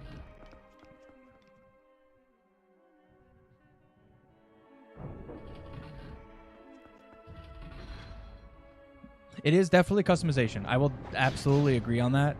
Customization for girl characters is always better. It's like literally always better.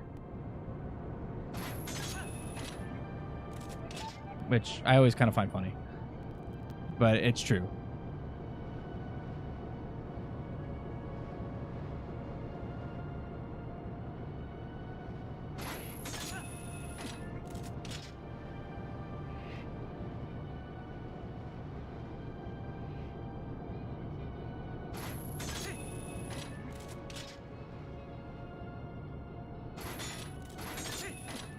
People rage more, which is funny. Yeah, okay, so I had a thing with that too. Because, you know, in games like... Really? Double ice trap? In games like that, like Call of Duty and stuff, the player base is usually kind of uncool with stuff like that. So I definitely will love to make them more mad. You know? Because I think that's really funny.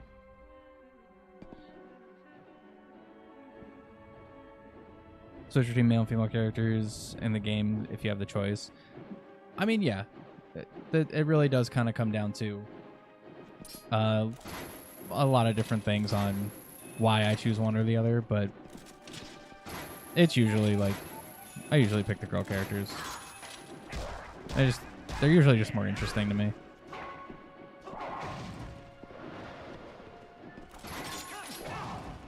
No.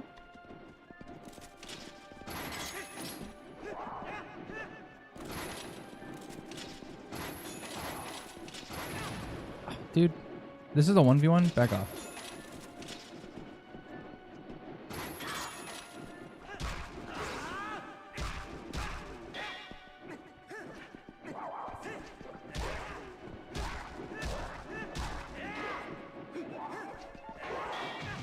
No, dude, you got me like mid-air.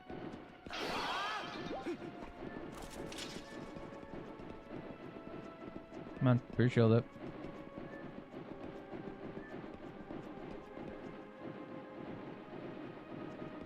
Come on. No.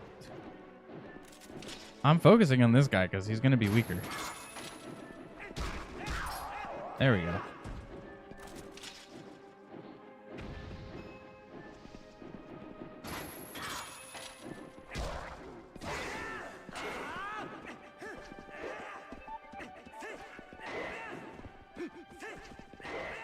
No. You gotta have the fans frothing at the mouth like the range raccoons. Yeah, absolutely. That is always the way to go. When you can get a player base like that to be like really mad, it's always funny. Because like, wow, you guys are really mad. You know it's just a game, right?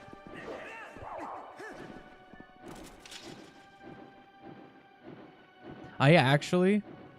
This is actually funny. This happened like 3 nights ago. I played... And this was the mistake. I did play Halo Infinite for the first time in a while.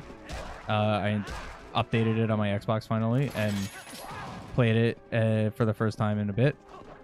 And it was on a map that I didn't know. So I was like, okay, I don't know this map. I don't know where I'm going. It was like one of those Forge made maps that they added in. And I did very bad because I didn't know where I was going or what I was doing. And this kid messaged me on Xbox, and I was so excited because this is the first time this has happened in a long time, where he was like, uninstall and never touch Halo again. And I was like, oh man, we really are back in 2007. This is incredible. He was so mad. We won the game too, by the way. We actually won that match, which is what made it even better. It was a win, and he still messaged me saying that. And I was like, dude, he's so mad. This is great.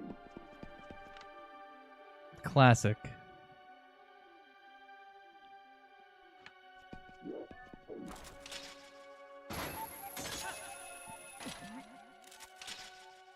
Say that to CS2 players.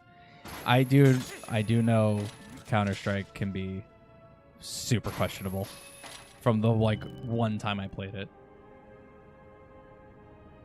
Yeah, blast from the past. Dude, this whole like week has been that. There's like a bunch of older like bands from the early 2000s are like kind of coming back, making music again. Breaking Benjamin just put out a new song, which is fantastic. And there's been a lot of Halo news and a lot of talks of like, 343 rebranding as the Halo studio and all this like stuff. It's like, man, we're really back in 2006, 2007. This is amazing.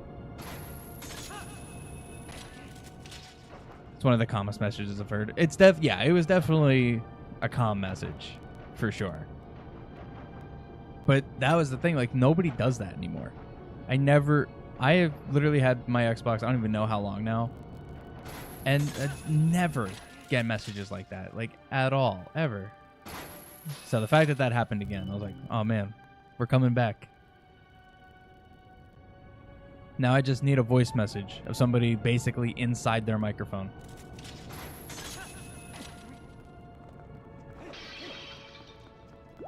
Yeah, I gotta do this boss with the wood sword. This is awful.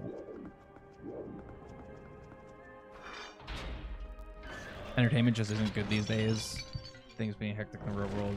Yeah, it's a nice, breath of fresh air to have some of this stuff.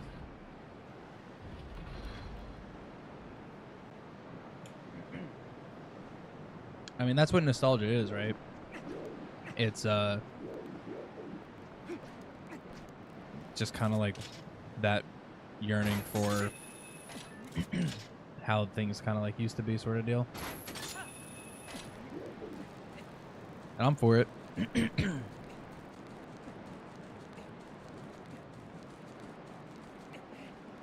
Good breath of fresh air. Buy some Febreze. Yeah, true.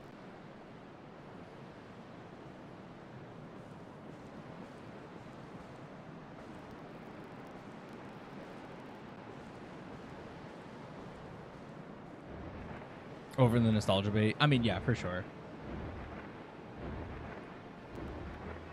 Back in my day. Back in my day, dude. Back in my day, games used to come out finished. Yeah, for the most part.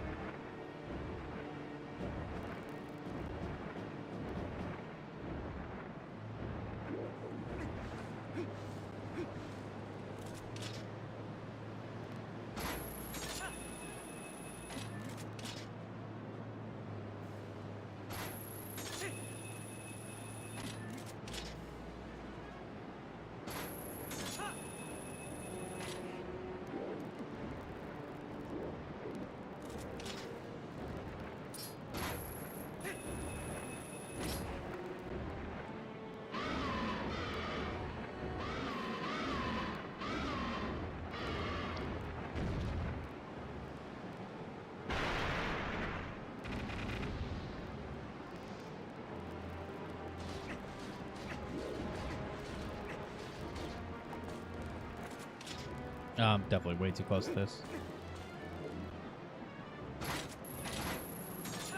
Alright, that's fine. Basically halfway up.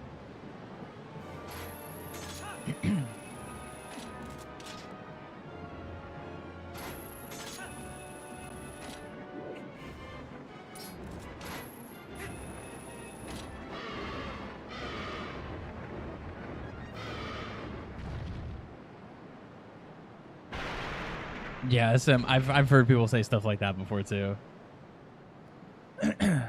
old COD lobbies talking about aim. Yeah, absolutely.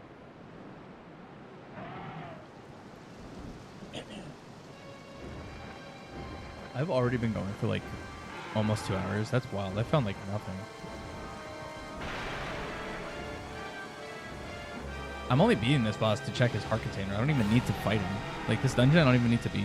I kind of wish I did, though.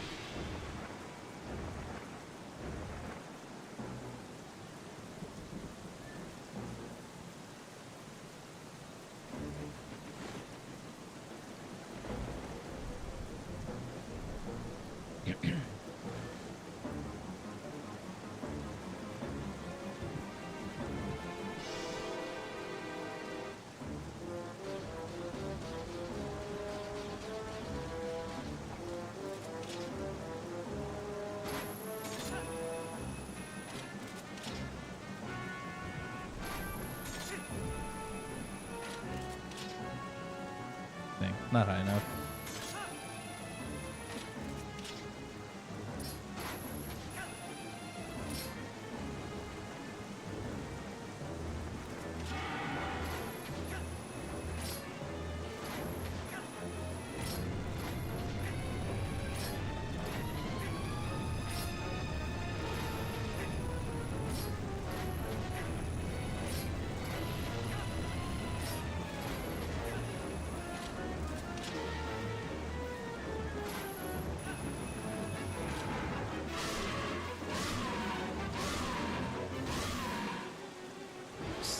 I'm curious on if this boss is actually based on how many times you attack him, or if it is like actual health based.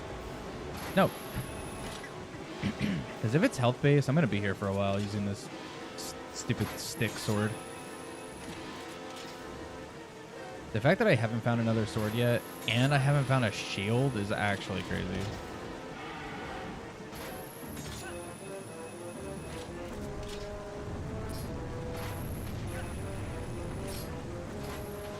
Oh, wait, nope, stop.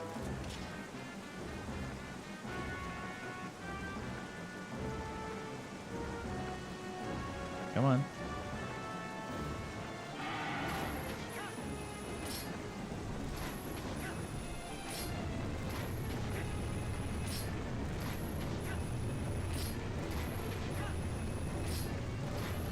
Do I know which Link is the strongest?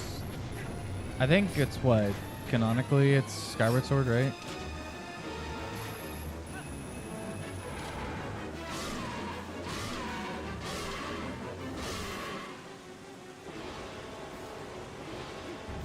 The link in the description. True. Any of those links in the description, those are the strongest links. All 2 of them? 3? How many links are in my description? I think it's 3. There's Discord, donation, and one more? I actually don't remember. I copy and paste my description from like every stream, so I don't even know.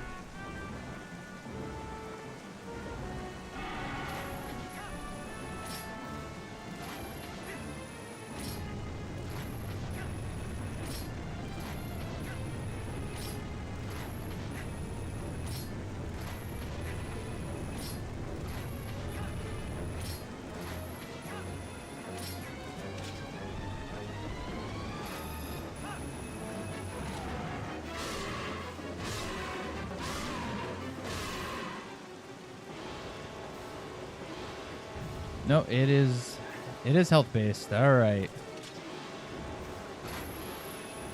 We're going to be doing this a bit.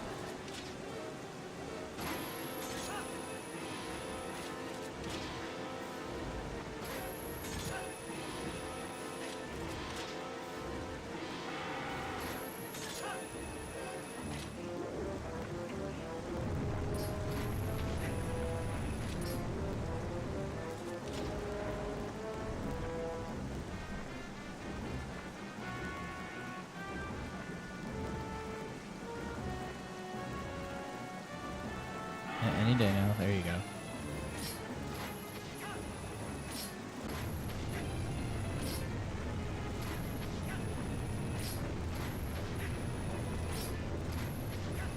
Alright, so normally it's 3 times, so he would be dead normally with regular sword. Let's see how many more it takes for wood.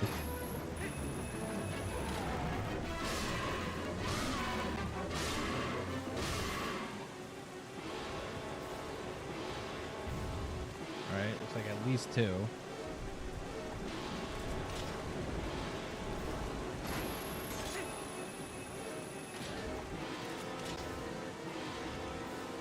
Wrong way.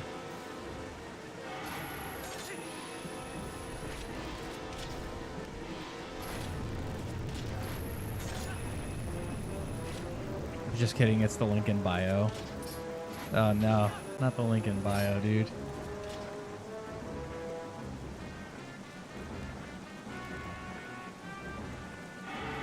I've always hated that. Whatever apps don't like let you, like Instagram does it, and it's so stupid. Where you can't just put a link in your like image or video description. So dumb.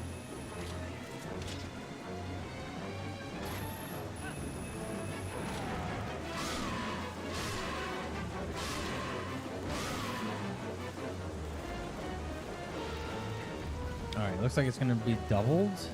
If I kill him on this one, it's doubled.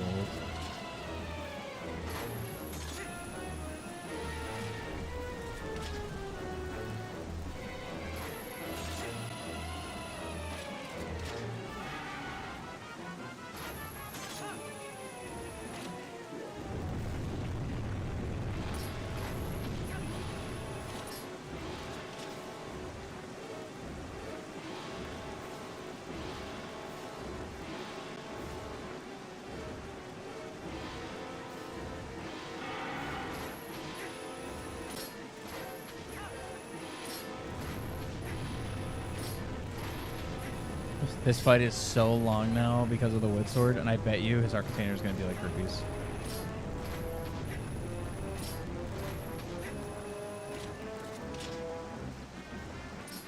No. Okay. Almost messed that up.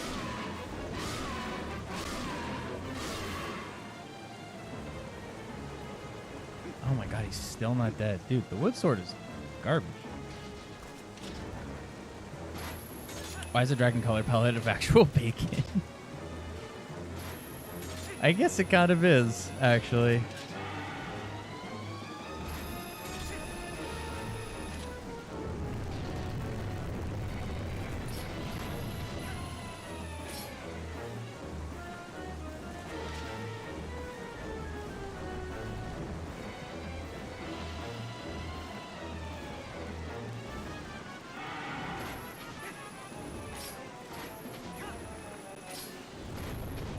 You don't remember it being this light color? Do you remember it being darker?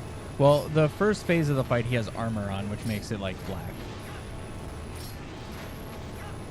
And then halfway through, you break the armor. So maybe that's why you're remembering him darker, because he starts out that way.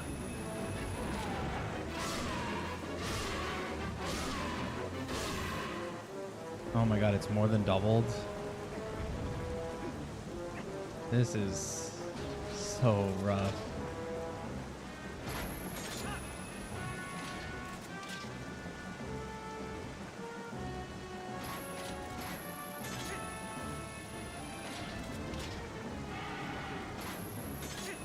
Kind of like it this way, though. It makes you hungry. Yeah, that's fair.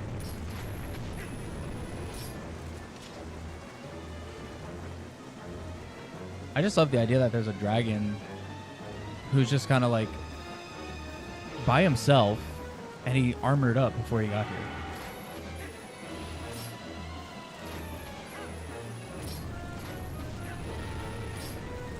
Like, he knew he was going to take over this dungeon. So he thought to put armor on before he would head out.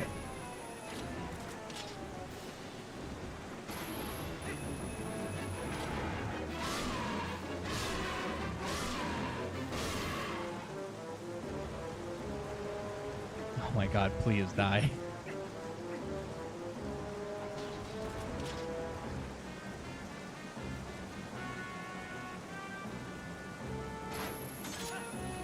Can it even put the armor on? Yeah, exactly.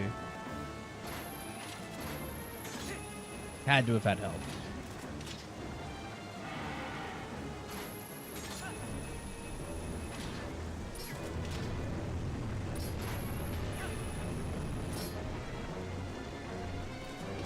Unless Zant has something to do with gearing it beforehand. That's true, yeah. Zant probably did it with, like, fused magic. It just, like, literally appeared on him. That's probably what happened.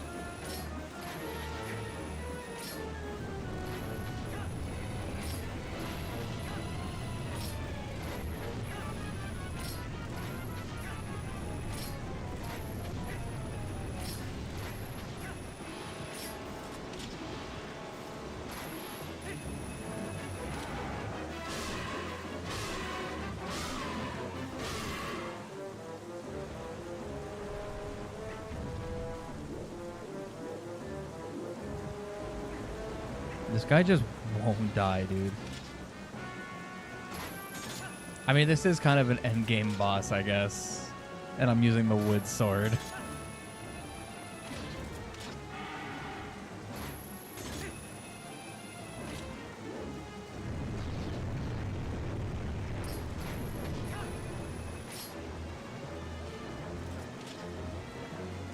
Do you remember the chicken saying that the dragon was armored before anyway?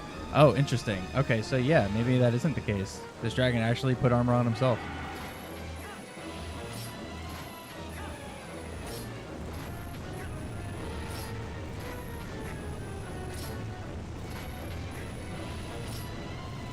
What's up, Owen?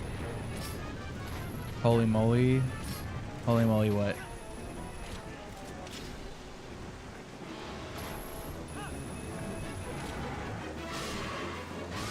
Why don't you die, Bacon son? True. He's still not dead.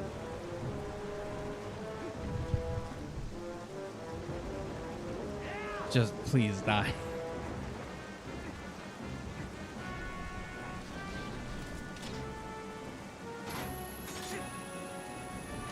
I'm starting to like wonder, can he actually even die to Woodsword?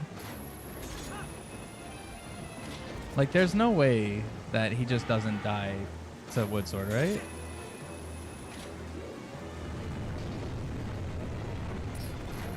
I know sometimes Zelda has weird requirements for bosses to die. He can lose to Ordon Sword, that is true.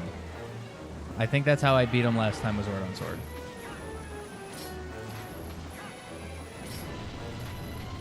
Yeah, this boss has a lot of HP. Yeah, that's also true. You said if you have to complete the entire randomizer with the one sword. Okay, so that actually I can't do. Master Sword is required for Ganon. And upgraded Master Sword at that. So I do need to find 3 more swords. Yeah, I figured because he's just an endgame boss. So he probably just has a lot of health. And I'm probably doing like 1 damage with each hit. But I wouldn't be surprised from the knowledge I have of OOT. There's like Volvagia, for instance. It is impossible to beat Volvagia without Megaton Hammer, because the game checks to make sure he gets hit by Megaton Hammer.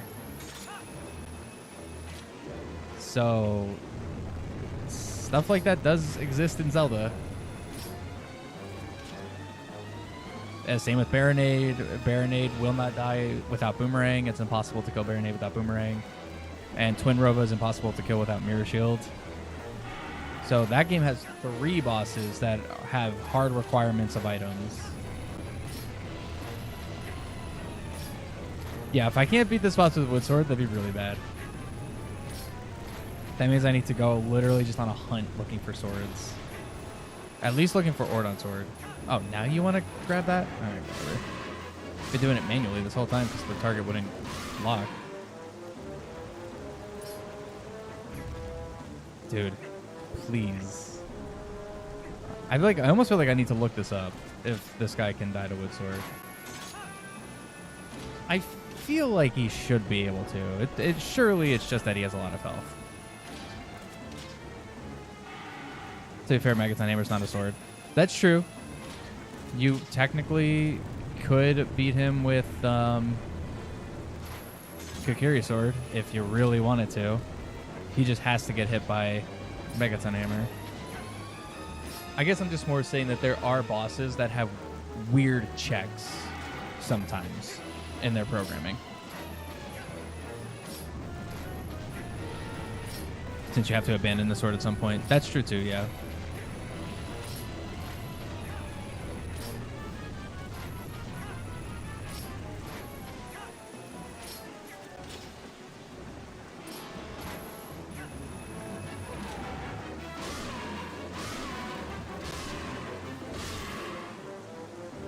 The fact that he's still not dead. And I keep checking, I'm like, I'm not misremembering like a finish or anything. I'm pretty sure this boss doesn't have a finish animation like that. You kill him and fall down.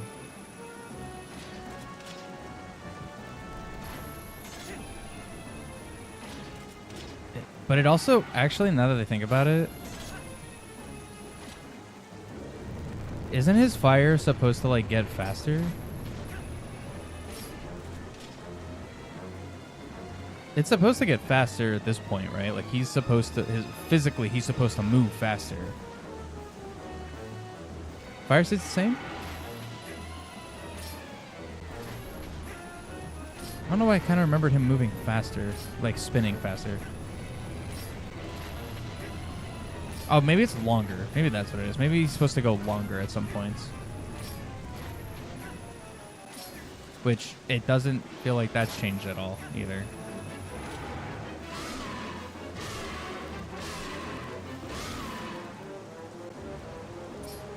And there is a finish animation for this. Well, it's not giving me the option, so...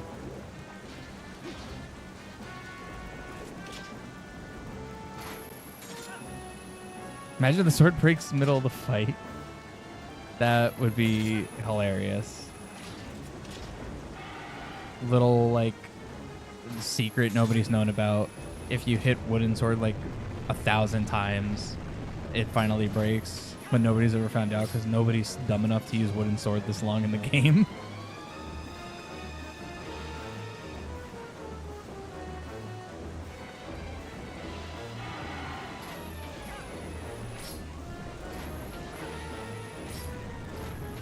Yeah, even though it's wooden, it can't be burned like the shields. I remember as a kid being upset about that the wood sword wouldn't burn, but my shield still burns. I'm like, what? They're both wood.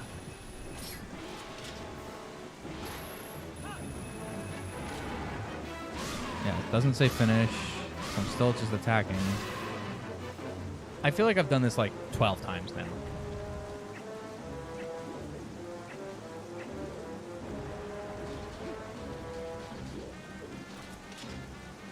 Yeah, that's true.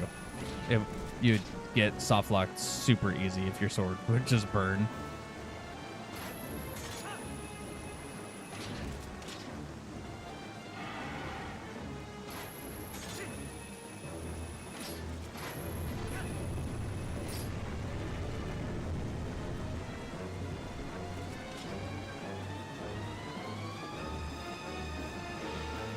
It'll be 2025 by the time I get done with this boss. If he doesn't die after like this next one, which I don't think he's going to, I am going to look it up and see if it's possible to actually kill him with the wood sword. Because I'm starting to feel like maybe not.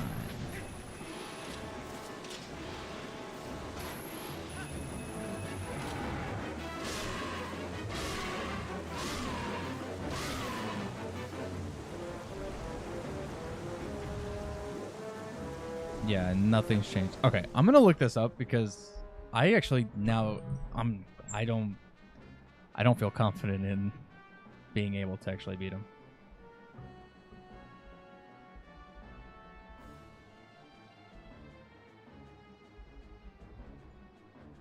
What's the name of this boss again?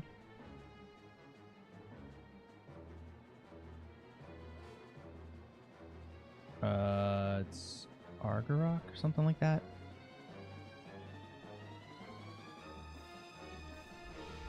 Twilight Princess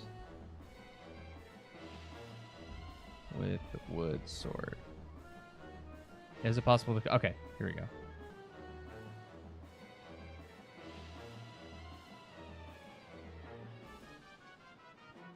Is it possible to kill Argarok boss in the sky with the wooden sword? This person says, I spent 30 to 40 minutes on his second phase, but it never seemed to start changing directions of the flame. I assumed it was possible and reloaded an old save to do with the Ordon sword, but just want to check. Cool. They said they hit him over 75 times, and he still hasn't taken enough damage to do his attack pattern.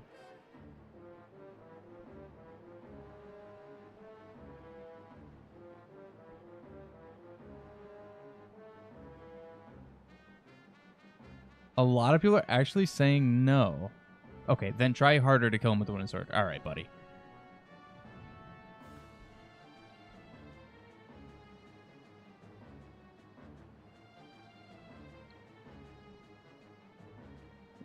Okay, I guess you can. Interesting.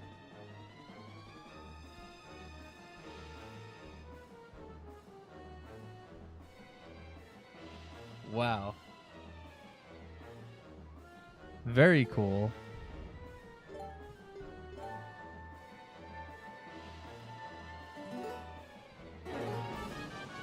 All right, then. Need to find the Ordon sword.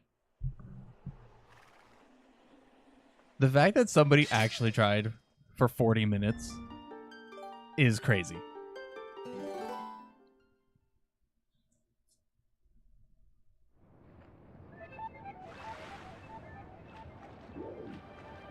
I mean, I respect it. Good to know. So you can't do just wooden sword. Glad I wasted... Well, I mean, City of the Sky is basically cleared out except for the boss at this point, so that's good at least. No, dude, my timer paused. Why did my timer pause?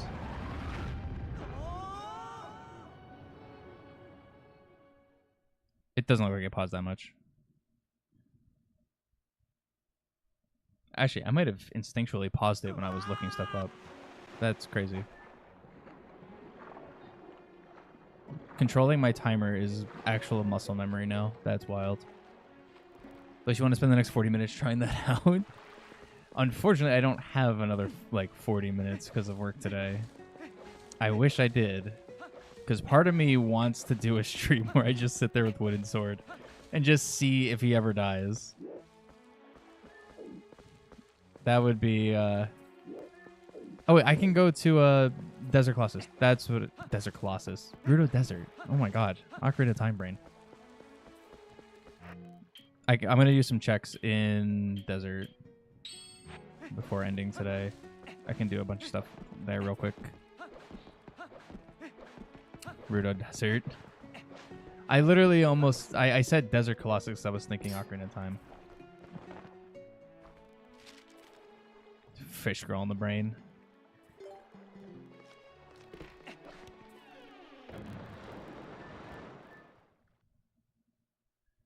I'm a little upset about that, though. I was really hoping that I could beat him with wood sword, because that would have been cool.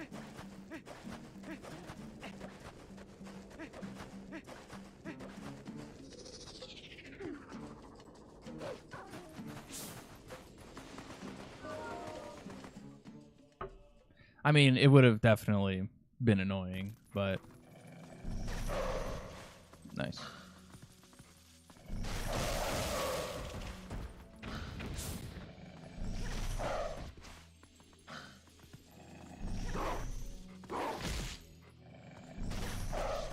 Come on. I hate that the Skulltulas can just block from the front like that.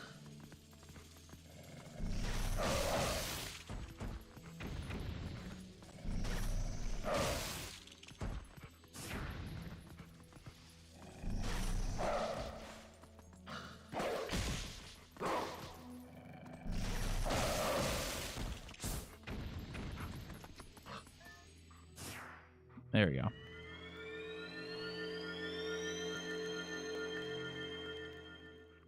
Thought about doing a run like that, but didn't see any... Doesn't really add any real challenge, just makes the game longer. Yeah, true. Let me just make sure there's not another chest in here. I don't think there is. I think it's just the one.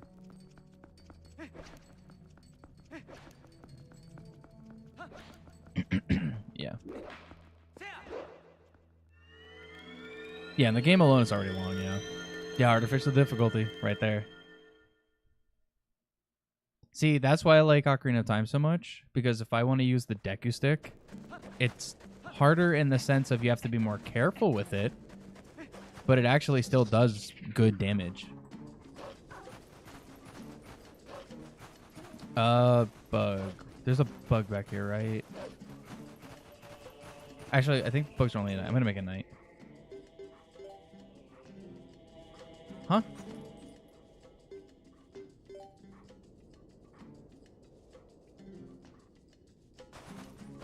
Oh, okay. It was already changing.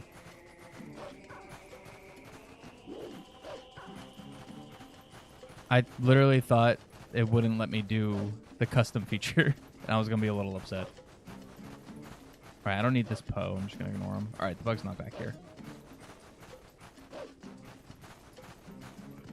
I was like, what is going on with my game today?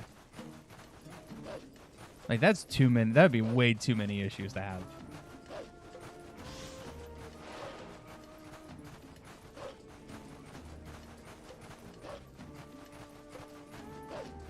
That is not how I get to that.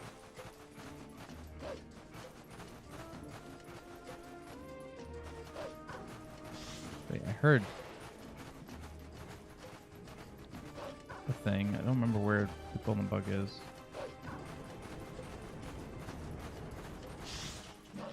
Oh, well, there's one right there.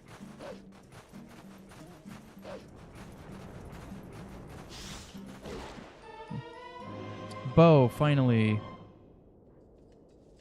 Okay, bow is very good. Bow opens up a lot of stuff. Now I can actually go back to Goron Mines. Actually, I think I can finish Goron Mines now. Because I can open that one door. I have the boss key. Yeah, I think I can actually go finish Goron Mines. Okay, that makes me feel a lot better about the whole session today. I finished that. I'll at least have another dungeon done. Another one of my 3 dungeons done. So that's very good. I'll still finish checking some stuff here, and then I'll go back to Goron Mines. And then I have to run through it again, which kind of sucks, but whatever. Where's the golden bug? I know there's a golden bug here near the beginning.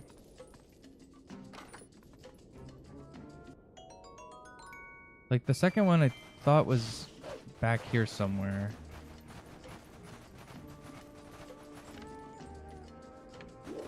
I guess I'm just crazy.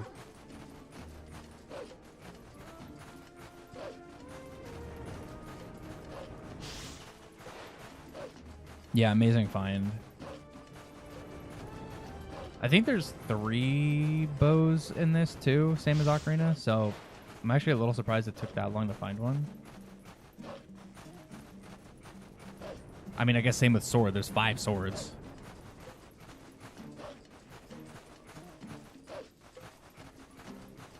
There's wooden sword, Ordon sword, master sword, and upgraded master sword. So 4, not 5. There's 4. It's probably where the chicken owl statues are. Oh, yeah, I think you're right. Oh, wait, it's right here. Water bombs. Okay, whatever. There is a grotto or something up there, though, right? At the top of here. Pretty sure. Oh, actually, there's a warp point that I think I have to actually fight the guys for.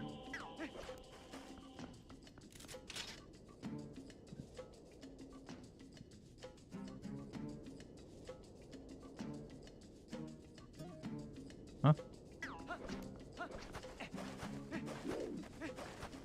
That's the Cave of Ordeals. Right. Okay.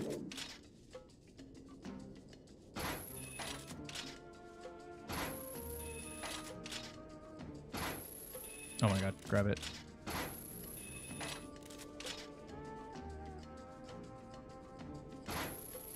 There we go. But I do want the warp point.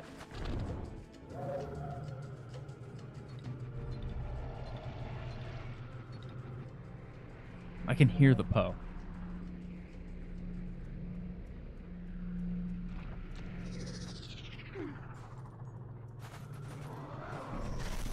No. I think next seed, like I'm not going to be finishing this one today. I'll have to finish it either tomorrow or Monday. But I do think the next actual seed I am going to start randomizing Poes, I think. Just for extra checks. I wasn't doing it at first because I was like, Poes are kind of bad in this game because of the time of day thing. But then having change time of day whenever alone just makes it so much better. So I think adding Poes is a good idea. Yeah, it would definitely help.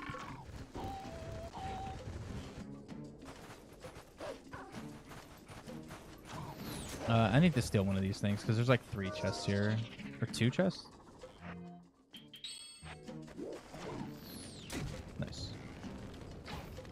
Oh yeah, maybe don't be wearing Zora armor when they have fire arrows. Take more damage that way.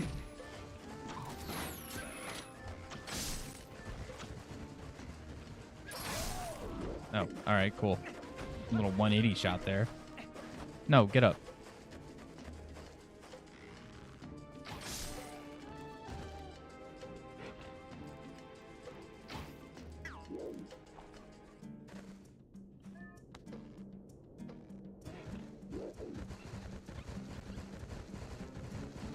Important item being locked behind Poe collecting mission. See, now that's the downside. If I randomize Poes, the actual Poe souls are going to be in random spots. And Giovanni technically could actually give something good. I got lucky this seed. I did randomize him, but I got a hint that said Hyrule Market or Hyrule Castle Town is junk. Are you serious? Very cool.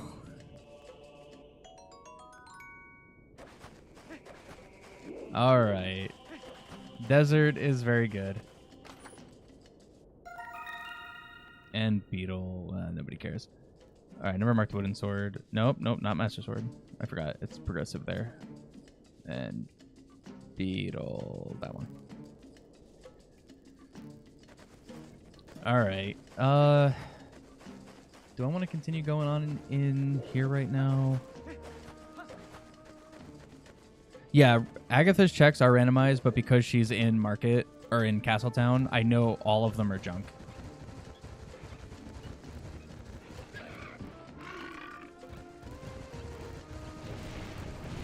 But yeah, she is randomized, which that also sucks because Agatha, I think in the last seed was kind of a lifesaver for something because she has so many checks. But yeah, no, I'll junk this seed, which means all of my good stuff is actually just out in the world. I have to actually find it. Okay, there's no chest on this side. Although desert kind of loaded.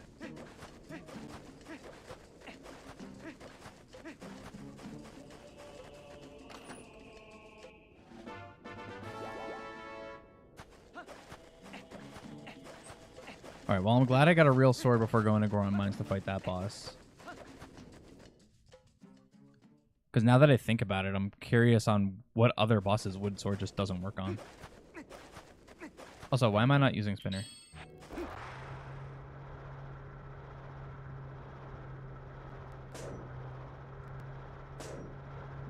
That's why, because I'm bad at driving it. Actually, I probably should turn it day. It doesn't matter. Actually, yeah, I'll turn it day. Just because it's hard to see. There we go. That's true. I can go back and fight the dragon now. Part of me wants to, just out of principle. Just to actually kill him now. But then there's another part of me that's like, I think I'll wait. since I don't actually have to do his boss fight.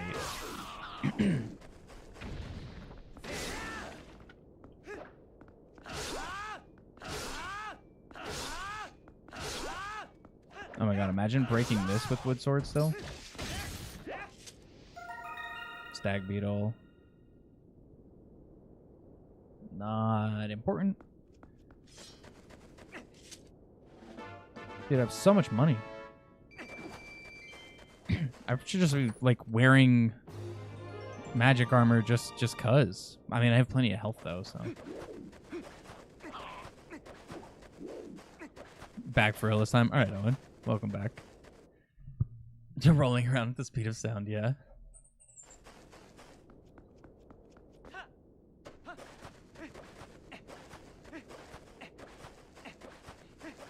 Can't do any Beyblade battles because I'm bad at driving. True.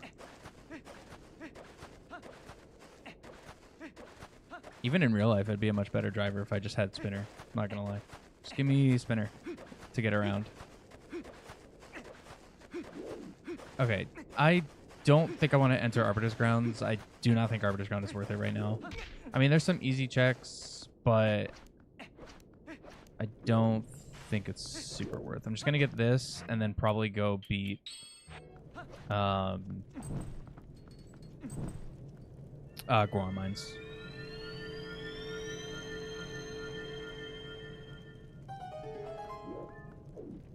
Put me in some GTA roleplay. I'd be the best driver ever. Okay, I'd be the best driver if it meant the condition of the car didn't super matter, but I quickly can get from point A to point B.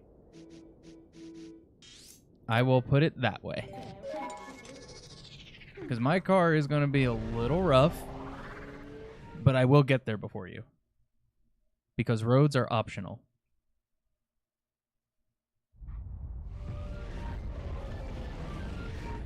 I'm actually, in game, I'm actually not a terrible driver. I actually like driving in games. I hate driving in real life. Like, I hate it. But in video games, I actually like it. It's weird.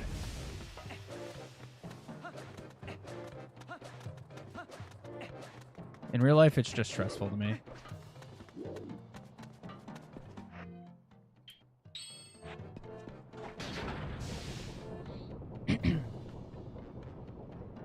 Need to put me in a minivan, basically. Give me a minivan, but give me nitrous, and we'll be good. Give me some nitro, and yeah, we'll be all good. Might turn into a convertible by the end of it, but that's fine. Driving in real life just feels dangerous. Shut up. I mean, yeah, it also depends on your area. I live in South Florida, where it's super busy and hectic, and nobody here cares about their own life on the road. So yeah, it's very stressful for me down here. So I just don't do it because I hate it, and yeah, I'm not a fan.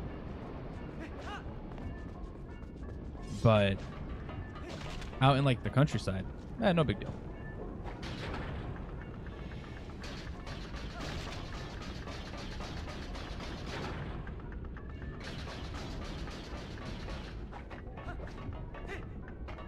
People with tons of road rage. Oh yeah, dude, it's so bad here sometimes. I'll put it into this perspective.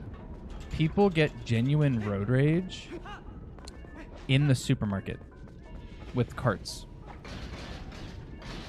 and that's a real thing. Like, there are actual people who get road rage in supermarkets with carts. They just get so mad about where carts are placed, and they're so impatient. It is very funny. Little mistake and you have to say goodbye to your car. More or less, yeah. It's very dangerous.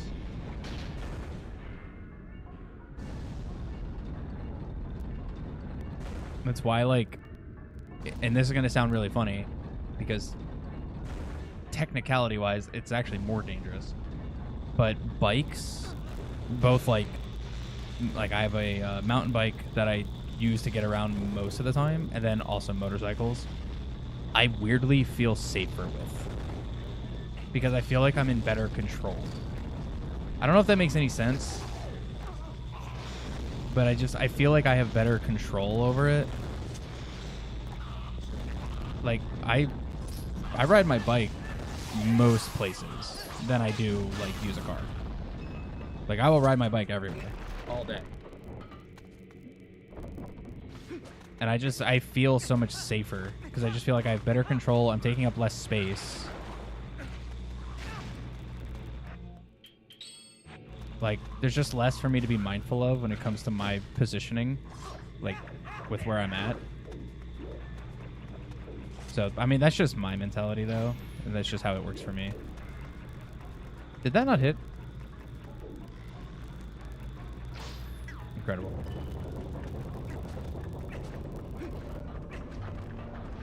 Over Anakin, have the high ground. One person that runs up next to you and pushes you off. I mean... That, yeah, there is also the issue of some people just... Nobody here knows how a sidewalk's supposed to work, which is just wild.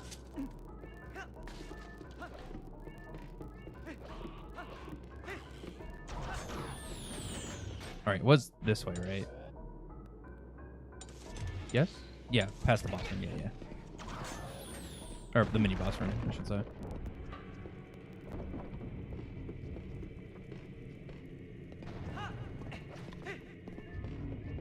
Actually, can you LJA this?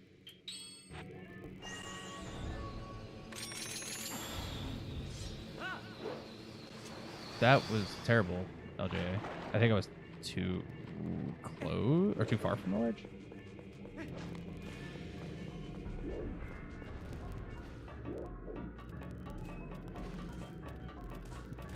Yeah, Mother Nature will do her job, true. I'll just... this is probably not gonna work. Dude, I hit the wrong button.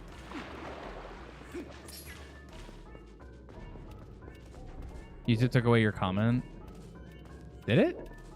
Normally when that happens, I still see it on my end and can, like, approve it. Stop climbing. Hit them.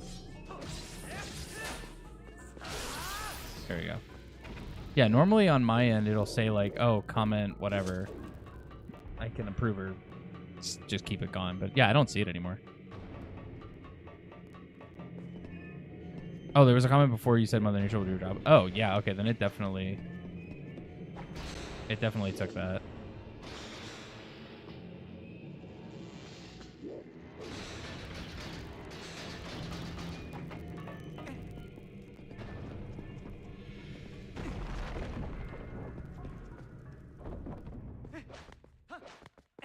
Yeah, and like YouTube, I've had it happen, I think maybe like maybe a month ago. Somebody put something in or whatever, and YouTube kind of caught it and was like, oh, this could be bad. And I had to like say, like, no, it's fine. Actually, it was probably more than a month ago. So that's weird, because usually on my end, I see it. Like, I'll see it or my mods will see it. And most of the time, we just approve it, unless it's like actually bad.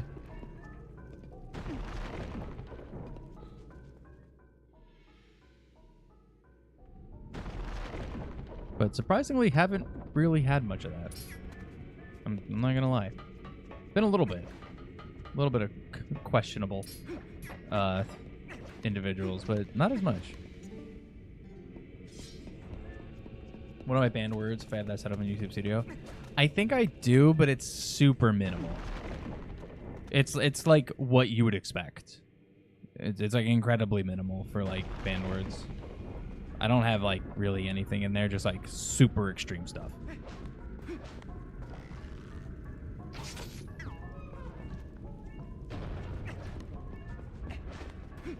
Oh, I could have got that other chest now too, because I could shoot these guys.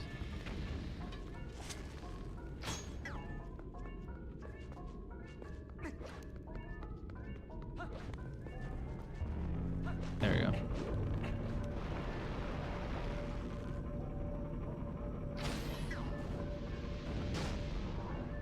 I'm gonna say something bad as a test. Just be careful with what it is.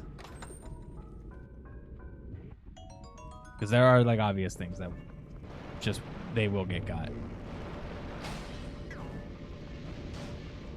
That's also true, yeah. The streamer can get in trouble, especially because I have chat on screen. Dude, leave me alone. I wasn't even going to kill you.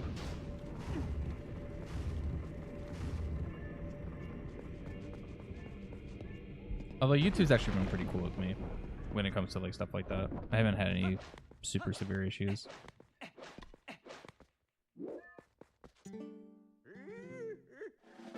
More money that I totally need.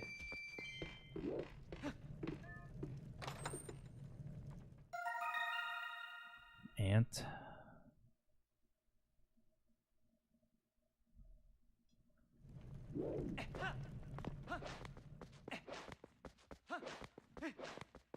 Play some copyright music during the stream. Yeah. Which actually, YouTube has, I don't know if they've rolled it out yet, but there's like a new thing they did when it comes to like the copyright music. Oh, did I already shoot him? No, I did not. I had to reactivate it.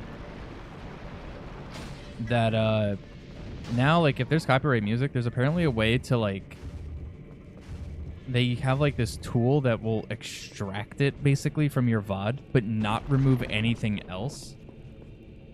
I have no idea how it works, and I think it's still in beta, but that way VODs won't get hit as bad, like if you have copyright music play. It's actually, it seems like such a good idea. Obviously, we have to see how it is in practice. I haven't had to mess with it yet, but I can't hit that guy. Yeah, it sounds amazing. Like, I'm super interested to see how it's actually going to work. But that's going to be good for streamers who play, like, basically any game that has copyrighted music. You know, like, and I'm not talking, like, just, they're just listening to music. Like, there's a lot of games that the main menu music can be copyright. And it just has, like, licensed songs in it. And then you can just, like, literally extract it out so your VOD doesn't get hit. Something about that's just super cool.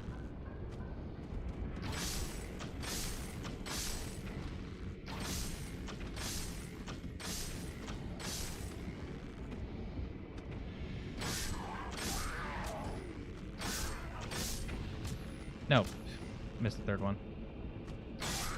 Okay, cool.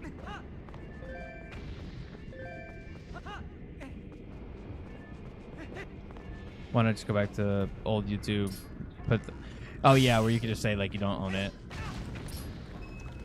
I think that's, I mean, that's definitely YouTube kind of like not standing up to record companies as well anymore.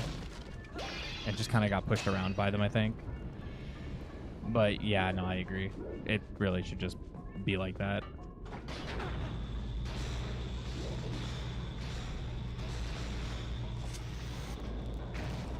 Nice.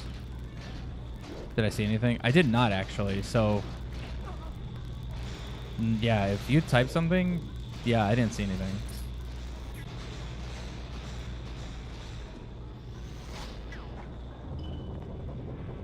Nice drop in the cutscene. Okay, so that's very interesting. I'm gonna have to go back, like after the stream, and look at the VOD, like actually on YouTube, and see if I could see it there. Maybe it's like OBS won't show it. Oh my God, Master Sword. That's super good. All of a sudden, things are picking up. I get to do Goron Mines boss with Master Sword, dude. This is gonna be so good. It's gonna be balanced from that last fight that took 9 years that got no progress. Okay, wait. Do I want to go there? Yes, I do, because I need to shoot down a thing. Actually, bring me back.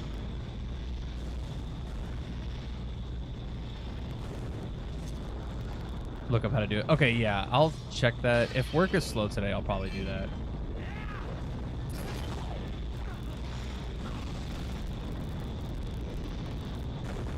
Okay, where am I trying to go? I need to go...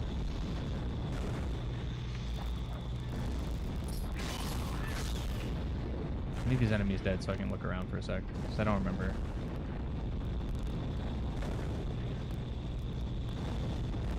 Oh, I need to go back Yeah, back up this way.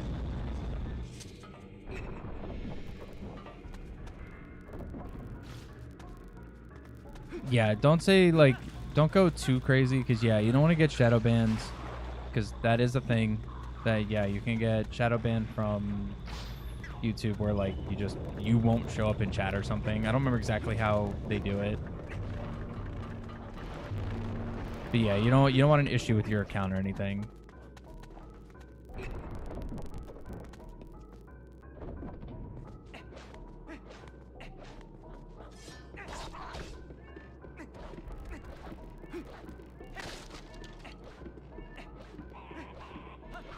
Yeah, because now we can go over here.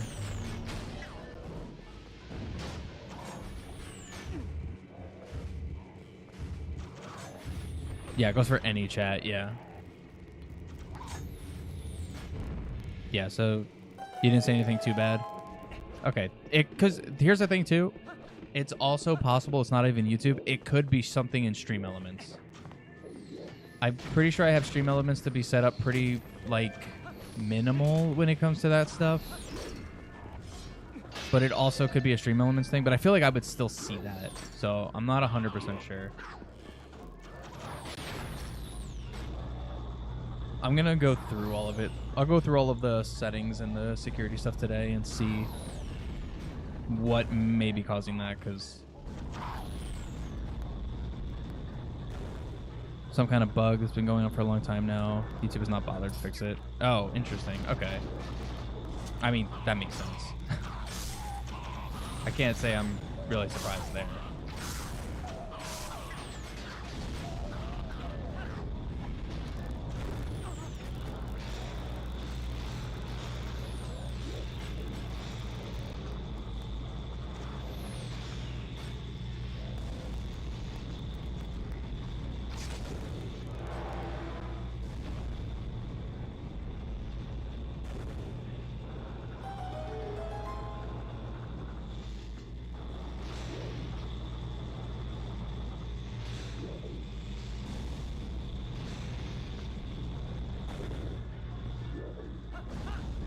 Dude, Minna is still so mad that I don't have a shield.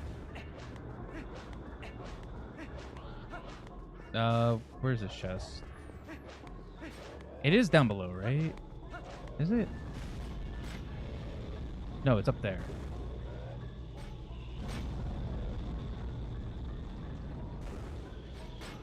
I don't remember how to get up there.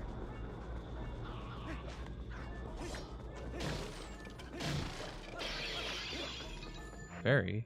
I mean, I have a bottle. Why not? What's up, Bulborb? Streaming so late, Discord didn't give you a notification? I think it did. It just, the notification was a while ago.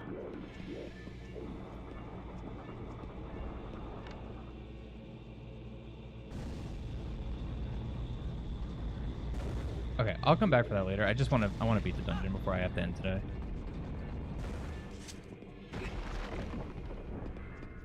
Going on 3 hours? Close to, yeah. I think the timer started at 3:34 or 3:24. So, actually, yeah, stream's at 2:40. So yeah, almost 3 hours. Nope. No, dude, he caught me midair.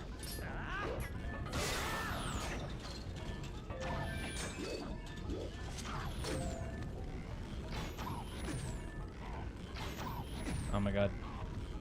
There we go.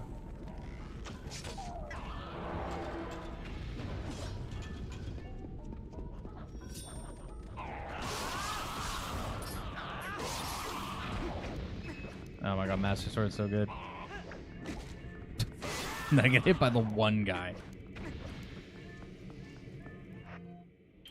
I think just boots is good here.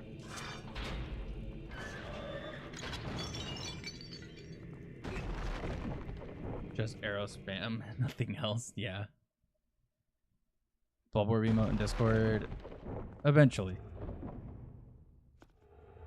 I was looking on the Discord like emote sites to see if I could just get an easy version of it, because I have to still like physically do something about it. It has to get resized. I have to remove the background. Like I still have to do stuff to it. It's not just like copy paste.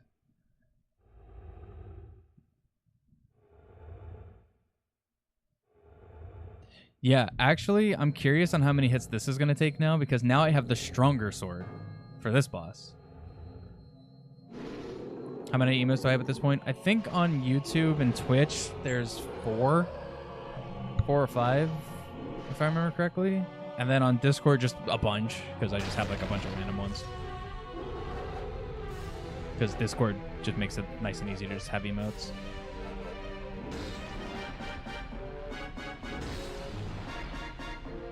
Oh yeah, there you go, Bulwark.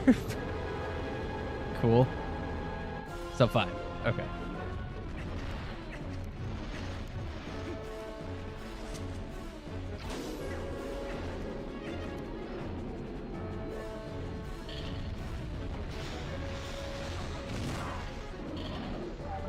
Takes 1 good cycle. Dude, if this is 1 cycle, that'd be incredible.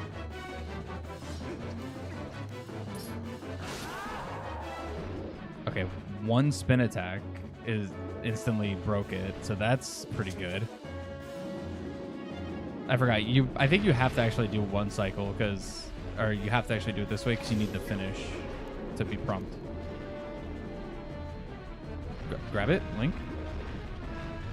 Okay. Yeah, 1 spin attack though broke him, so that's really good.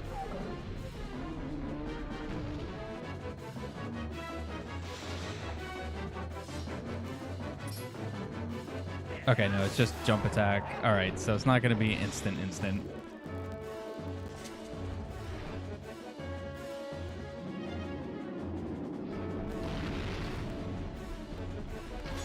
Nope, too early.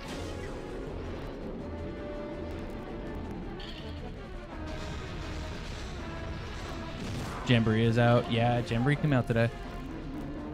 I'll probably be getting it in like 2 weeks. Okay, 2 cycle. That's pretty good. That the bosses are way too easy. I agree. Actually, Twilight Princess is one of my favorite Zeldas, and that is one of the criticisms I have. I think the bosses all look really cool, but the fights are definitely way too easy.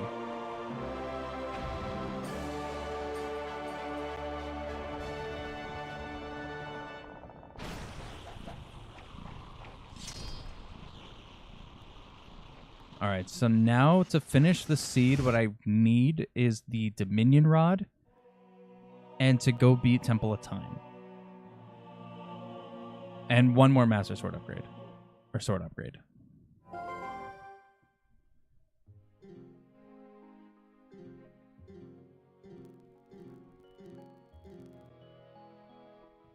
Imagine this guy's heart container is actually... Oh, wait, no, it's showing a piece of heart. Never mind. The model actually changed. I was like, watch, this guy's got the sword. But no, it's just a piece of heart instead of a heart container.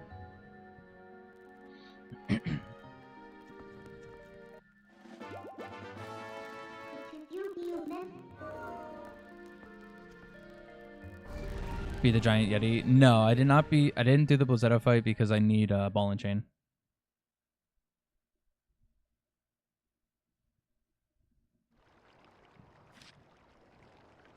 Right, yes, please save.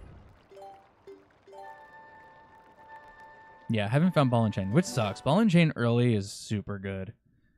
But yeah, no ball and chain yet. I also never marked my bombs. I should do that real quick.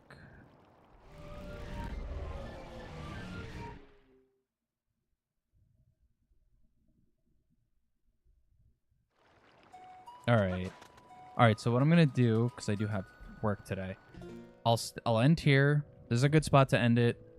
Next time, I should be able to finish this up. You might have forgotten to save there. Honestly, you're probably right. I actually might have forgotten to save.